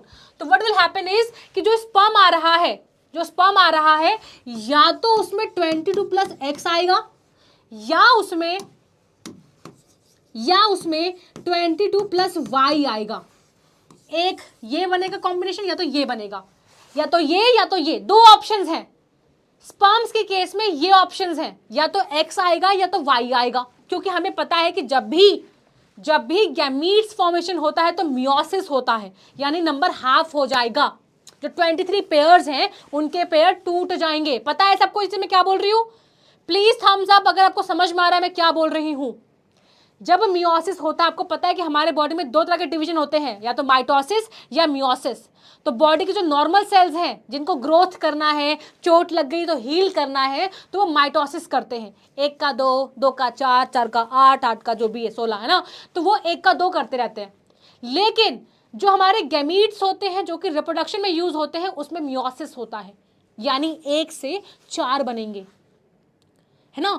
तो यहाँ पे क्या होता है, पेयर्स टूट जाते हैं। जो 23 पेयर्स हैं, जो 23 पेयर्स मैंने बताए हैं, वो पेयर्स नहीं है, टोटल 23 हैं, टोटल ही 23 हैं, no pairs now, no pairs, only 23, क्योंकि पेयर्स तो टूट गए, मियोसिस हुआ है ना। तो उस पेयर में से या तो स्पर्म जो है वो एक्स लेकर आएगा या वाई लेकर आएगा, लेकिन जो फीमेल है वो हमेशा एक्स ही कैरी करेगी, उसके पास सिर्फ एक्स है। तो आप देख सकते हो कि इट विल डिपेंड कि जो स्पर्म्स है वो एक्स लेकर आ रहा है या वाई लेकर आ रहा है, क्या वो एक्स लेकर आ रहा है या वो वाई लेकर आ रहा है। तो it will depend upon the male कि फर्टिलाइजेशन के टाइम पे, फ्यूजन के टाइम पे जो स्पर्म आ रहा है एक्स से मिलने के लिए, वो अपने अंदर एक्स लेकर आया है या वो वाई लेकर आया है। ठीक है, यहां तक समझ में आया, यहां तक समझ में आया। नाउ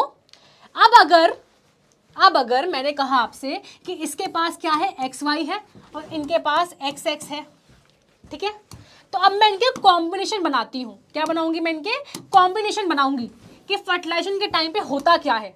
अब जैसे कि आपको पता है कि मेल में क्या है, एक्स वाई, और फीमेल में क्या है, एक्स एक्स। तो अगर एक्स वाला फर्टिलाइज करेगा एक्स के साथ तो it will become X X, अगर y फर्टिलाइज करेगा x के साथ तो it will become X Y. फिर से कर रही हूं, क्या कर रही हूं, अब अगर ये x कंबाइन करेगा इस x के साथ तो बनेगा एक्स एक्स, और ये वाला y कंबाइन करेगा इस x के साथ, इट विल बिकम xy। यानी टोटल ये कॉम्बिनेशन पॉसिबल है फर्टिलाइजेशन के टाइम पे, ठीक है। फर्टिलाइजेशन के टाइम पे यही सारे कॉम्बिनेशन पॉसिबल हैं। अब आप देख सकते हो कि जब XX बनेगा तो जो बच्ची होगी, मतलब जो बेबी होगा वो फीमेल होगी, XY होगा तो जो बेबी बनेगा it will be male, it will be male, फिर again female and again male. तो आपको समझ में आ गया कि जब भी फर्टिलाइजेशन होता है तो जो कॉम्बिनेशन है वो इस तरह फॉर्म होते हैं। यानी लड़का होगा या लड़की होगा उसका पूरा 50-50% चांस होता है। भैया मैं कहूँ 1/1 रेशियो, अगर आपसे एग्जाम में पूछा जाएगा कि एक कपल है, एक मेल है एक फीमेल है, तो उनको लड़के होने के कितने प्रोबेबिलिटी है, कितना रेशियो है, तो आप लिखेंगे 1/1 या 50:50, बराबर के चांसेस हैं। समझ में आया? अगर ये पॉइंट समझ में आए तो प्लीज थम्स अप। यहाँ पे मैंने आपको कॉम्बिनेशन बना के दिखाए हैं कि फर्टिलाइजेशन के टाइम पे किस तरह कॉम्बिनेशन होता है और किस तरह बेबी बनता है, ठीक है। तो यहाँ पे हमको समझ में आ गया है कि फीमेल और मेल कैसे बने, ठीक है। यस, थम्स अप आ गया, गुड। तो बेसिकली यहाँ पे अगर आपने नोटिस किया हो तो जो बच्चे की जो सेक्स डिटरमाइन करी है वो किसने करी है? Please answer me. बच्चे में जो सेक्स है वो कौन डिटरमाइन कर रहा है, मदर या फादर? Yes, dad. वंश ऑल राउंडर ने आंसर दिया है डैड, यानी father is deciding the sex of the baby. अगर फादर से एक्स आएगा तो गर्ल होगी, वाई आएगा तो बॉय होगा। Father is the deciding factor. लड़का, आदमी, पापा डिसाइड करते हैं कि बच्चे का चाइल्ड क्या होगा, ठीक है। सो फर्टिलाइजेशन के टाइम पे वही सेम चीज रिपीट हुई है, ठीक है, सेम चीज रिपीट है ये।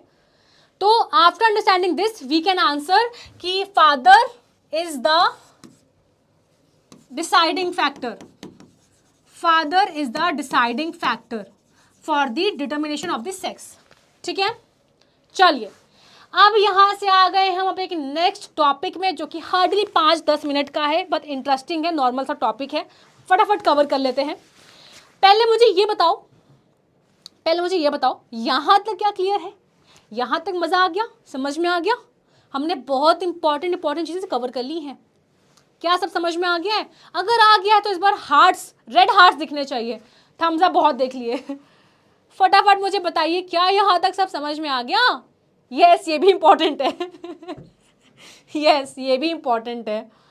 मैम की लाइन रिपीट होती रहती है ना, ये भी इंपॉर्टेंट, वो भी इंपॉर्टेंट, सब इंपॉर्टेंट। हाँ मैम आ गया, ठीक है, गुड, ओके, डन। तो यहाँ तक आपको क्लियर है चीज़ें, ठीक है। तो अब हम बात करने वाले हैं नए टॉपिक के बारे में जिसका नाम है reproductive health. It's very important, it's very important, again it's very important. Why important?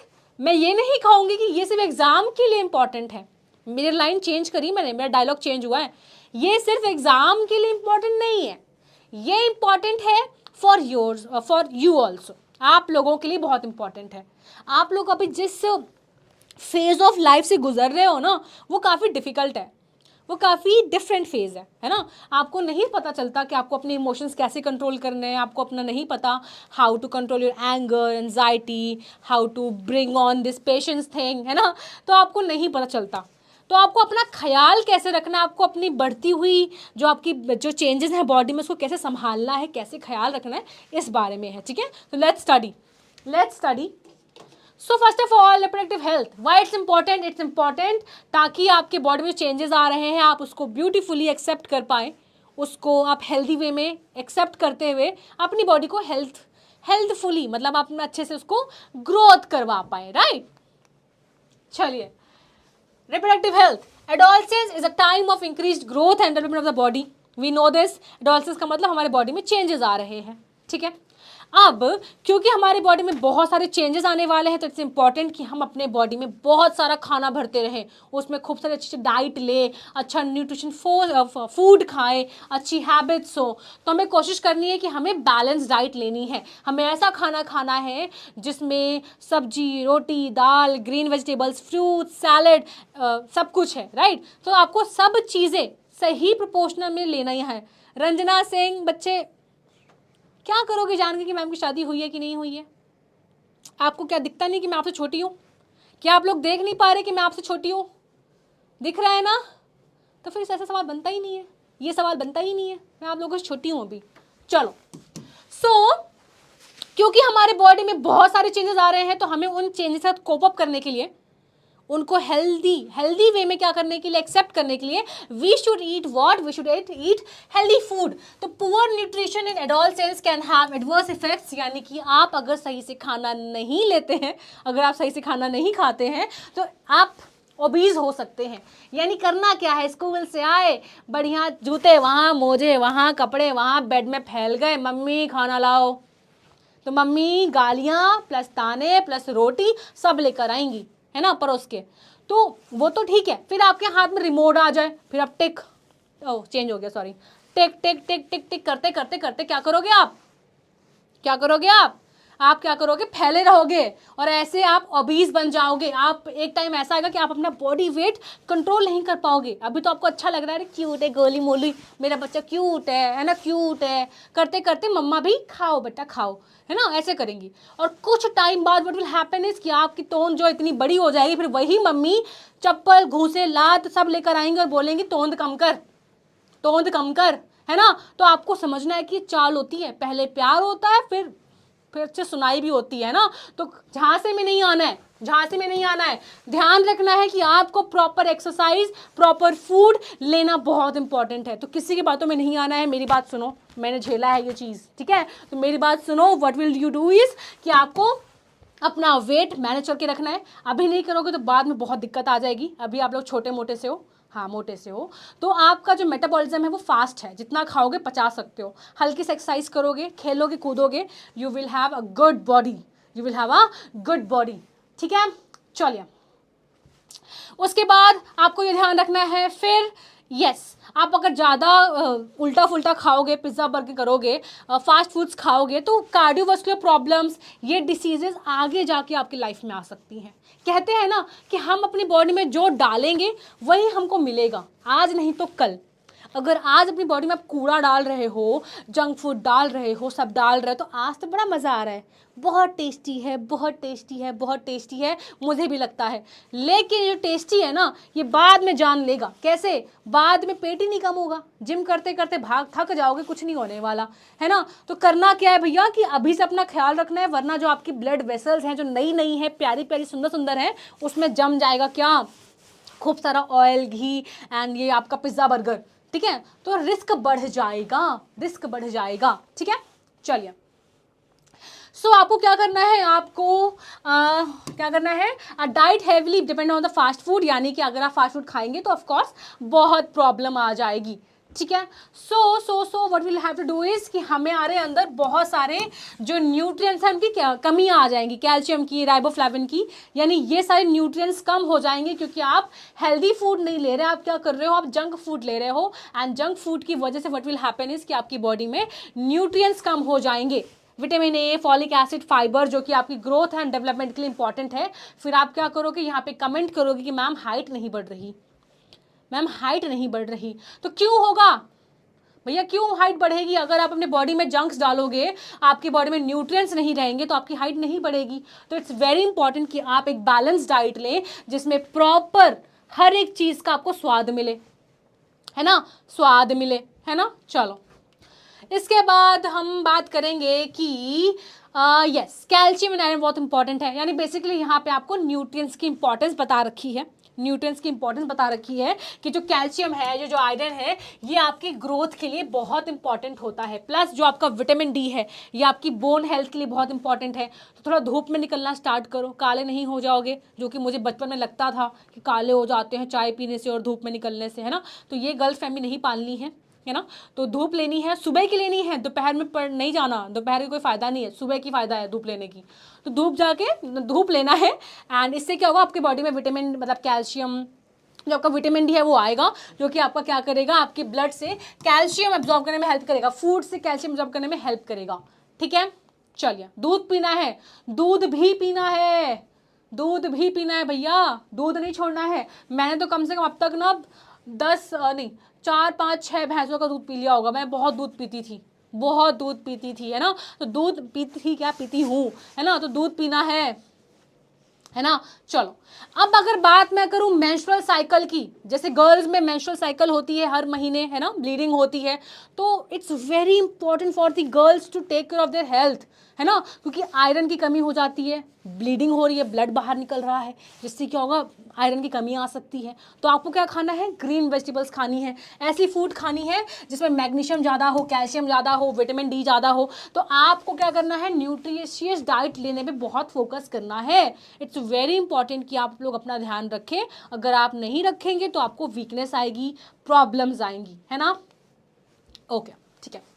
Physical exercise करनी है। अगर आप चाहते हो कि हमने बहुत सारा पिज्ज़ा बर्गर सब कुछ खा लिया है, अब डाइजेस्ट कैसे करें, और खा चुके हैं मैम, अब क्या करें, अब तो बात बिगड़ गई है, कैसे सुधारें, तो फटाफट क्या करना है, थोड़ी सी फिजिकल एक्टिविटीज़ करनी है। And I am not promoting any gym जाके नहीं बैठ जाना है, हाइट बढ़ेगी नहीं, ज़्यादा वर्कआउट करने से अभी से उम्र से हाइट नहीं बढ़ती बच्चों की, ठीक है। तो जिम नहीं करना है, बल्कि क्या करना है, फिजिकल एक्टिविटीज में पार्ट लेना है। स्कूल में जो आपकी एक्टिविटीज़ होती हैं, को करिकुलर चेंजेस एंड एवरीथिंग, उसमें पार्टिसिपेट करना है, खेलना है, कूदना है, क्रिकेट खेलना है, बैडमिंटन, एवरीथिंग, ठीक है। तो आपको फिजिकल एक्टिविटीज़ करनी है। चलिए, ठीक है। इससे क्या होगा कि आपकी बॉडी से जो टॉक्सिन्स हैं वो बाहर निकल जाएंगे, आपका जो ब्लड सर्कुलेशन है वो इम्प्रूव होगा, पिंपल्स कम आएंगे, पिंपल्स भी कम आएंगे, प्लस से नो टू ड्रग्स। बच्चों देखो, हमारी जो एज है ना, हम क्या करते हैं कि हम थोड़े हवा में घूमते हैं, हमें हवा वाली दुनिया बहुत अच्छी लगती है कि हम जल्दी से बड़े हो जाएं, हम बड़े हो जाएंगे तो हमारे ऊपर पेरेंट्स का प्रेशर नहीं रहेगा, हम कुछ भी कर पाएंगे, हम कहीं भी उड़ेंगे, नाचेंगे, गाएंगे। ऐसा नहीं होता है, फर्स्ट ऑफ ऑल नहीं होता है। जो आपकी एज है वो बहुत प्यारी है। एक बच्चा लिखा है से यस टू ड्रग्स, कौन लिखा है, युक्ता पता नहीं किसे क्या लिखा था, युका, तो ठीक है। तो ड्रग्स नहीं लेने होते हैं, मतलब मैं सिंपल बात करूंगी कि जो हमारा फ्रेंड ग्रुप है, जो हमारा फ्रेंड सर्कल है, वो काफ़ी हेल्दी होना चाहिए। ऐसे दोस्त या ऐसी संगति मत रखो जो खुद तो करें और आपको भी प्रमोट करे, भाई कुछ नहीं होता, करके देख, मज़े आ जाएंगे, है ना, मज़े का आ जाएंगे, छोटा है क्या हो गया, बड़ा हो जाएगा, ऐसे जल्दी बड़ा हो जाएगा, हाइट बड़ी हो जाएगी, है ना। तो ऐसे झांसे में नहीं आना है, कुछ भी रॉन्ग एक्टिविटीज में पार्टिसिपेट नहीं करना है। पहले तो आप ये करोगे, फिर आपको ये हो जाएगा, यानी इससे एंजाइटी, डिप्रेशन बहुत ज़्यादा बढ़ जाता है, आपकी परेशानी का लेवल बढ़ जाता है, क्योंकि आप अपने आप को बहुत आप खुद से बहुत गंदा फील करते हैं, आपको लगता है कि लाइफ में हम कर क्या रहे हैं, है ना। तो ऐसी एक्टिविटीज़ में पार्टिसिपेट नहीं करना है। जो लोग करते हैं उनको मना करना है, और नहीं सुनते तो उनको टाटा बाय बाय कर देना है कि ओके भाई, एंजॉय, बाय, है ना। तो ये करना है, उनका हेल्प नहीं करना है कि भाई ठीक है मैं पकड़ता हूँ तू कर, है ना। तो ऐसा कुछ नहीं करना है, दूर रहना है उन लोगों से, दूर रहना है उन लोगों से, दूर रहना है उन लोगों से, ठीक है। तो से नो टू ड्रग्स। चलिए, तो फिर यहाँ से जो मेरा सेशन था ज्ञान का, डॉक्टर वाली चीज़ का और पढ़ाई का, वो सब कंप्लीट होता है, वो सब कंप्लीट होता है। मैंने आज ओवरऑल एक होता ना फुल पैकेज वाली क्लास लेकर आई थी, जहाँ पे मैंने आपको पढ़ाया भी है, मैंने आपको ज्ञान भी दिया है, मैंने आपको प्रवचन भी दिया है। यस, ये भी इम्पॉर्टेंट है, ये भी बहुत किया है। सो यस, फ्रॉम हेयर मेरी क्लास खत्म है आप लोगों के लिए, एंड आई होप कि you enjoyed all the class, मतलब आज की क्लास, एंड इम्पॉर्टेंट खत्म हो गया। एंड इसी के साथ जो हमारी ये सीरीज थी परीक्षा अभ्यास, ये भी फिनिश होती है, आपका सिलेबस डन हो जाता है। So yes, story of Adam's apple सुनना है क्या, एडम्स एप्पल की स्टोरी सुनना है तो प्लीज रेज योर हैंड्स या थम्स अप कर दो, थम्स अप कर दो तो मैं सुना देती हूँ भैया आपकी एडम्स एप्पल की स्टोरी। यस मैम, देख लो, कहानी सुनने के लिए एवर रेडी, कहानी सुनने के लिए एवर रेडी, बाकी कुछ भी पढ़ा लो, बतियाएंगे, है ना। चलो सुनाती हूँ, फिर सुनो। देखो, अब मुझे नहीं पता कि ये कहानी कितनी सच है कितनी झूठ है, मैंने सुनी थी तो मैं आपको सुना रही हूँ, बट ये लिखी हुई कहानी है तो इसमें सच थोड़ा बहुत हो भी सकता है, तो आई डोंट नो, बट हाँ मैं सुनाती हूँ।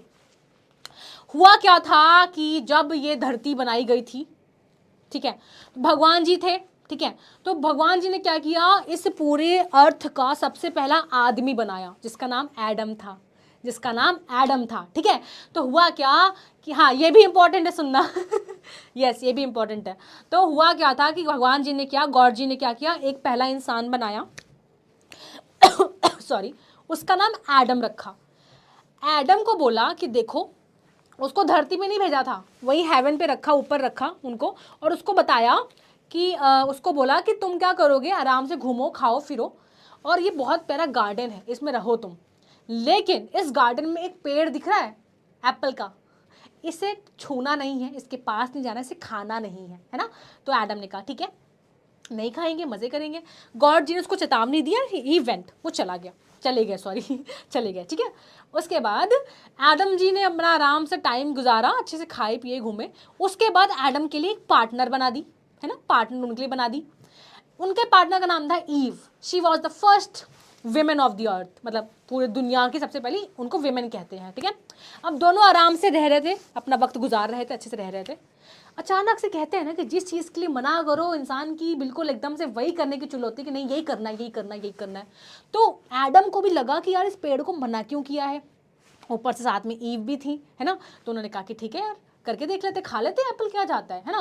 तो उन्होंने क्या किया, उस एप्पल को खा लिया, और जैसे उन्होंने एप्पल खाया बिजली कड़कने लग गई खूब, बिल्कुल एकदम सब कुछ हिल गया। भगवान जी आ गए, भगवान जी ने कहा मना किया था ना कि ये नहीं खाना है, आपने क्यों खाया इसको, और एज अ पनिशमेंट अब आप दोनों को अब से धरती लोक में रहना पड़ेगा। ऐसा कुछ लिखा था कि आपको धरती पे जाके अपना वक्त गुजारना पड़ेगा, एंड जो आपने एप्पल खाया है ये आपके गले से उतरेगा नहीं, तो ये यहीं अटका रहेगा। एंड आप लोग रिलेट कर सकते हैं कि why there is called Adam's apple, है ना। अब आई डोंट नो कि ये स्टोरी कितनी सच है या गलत है, जितनी मैंने सुनी मैंने आपको बता दी, ठीक है। तो इसीलिए यही स्टोरी थी, ठीक है।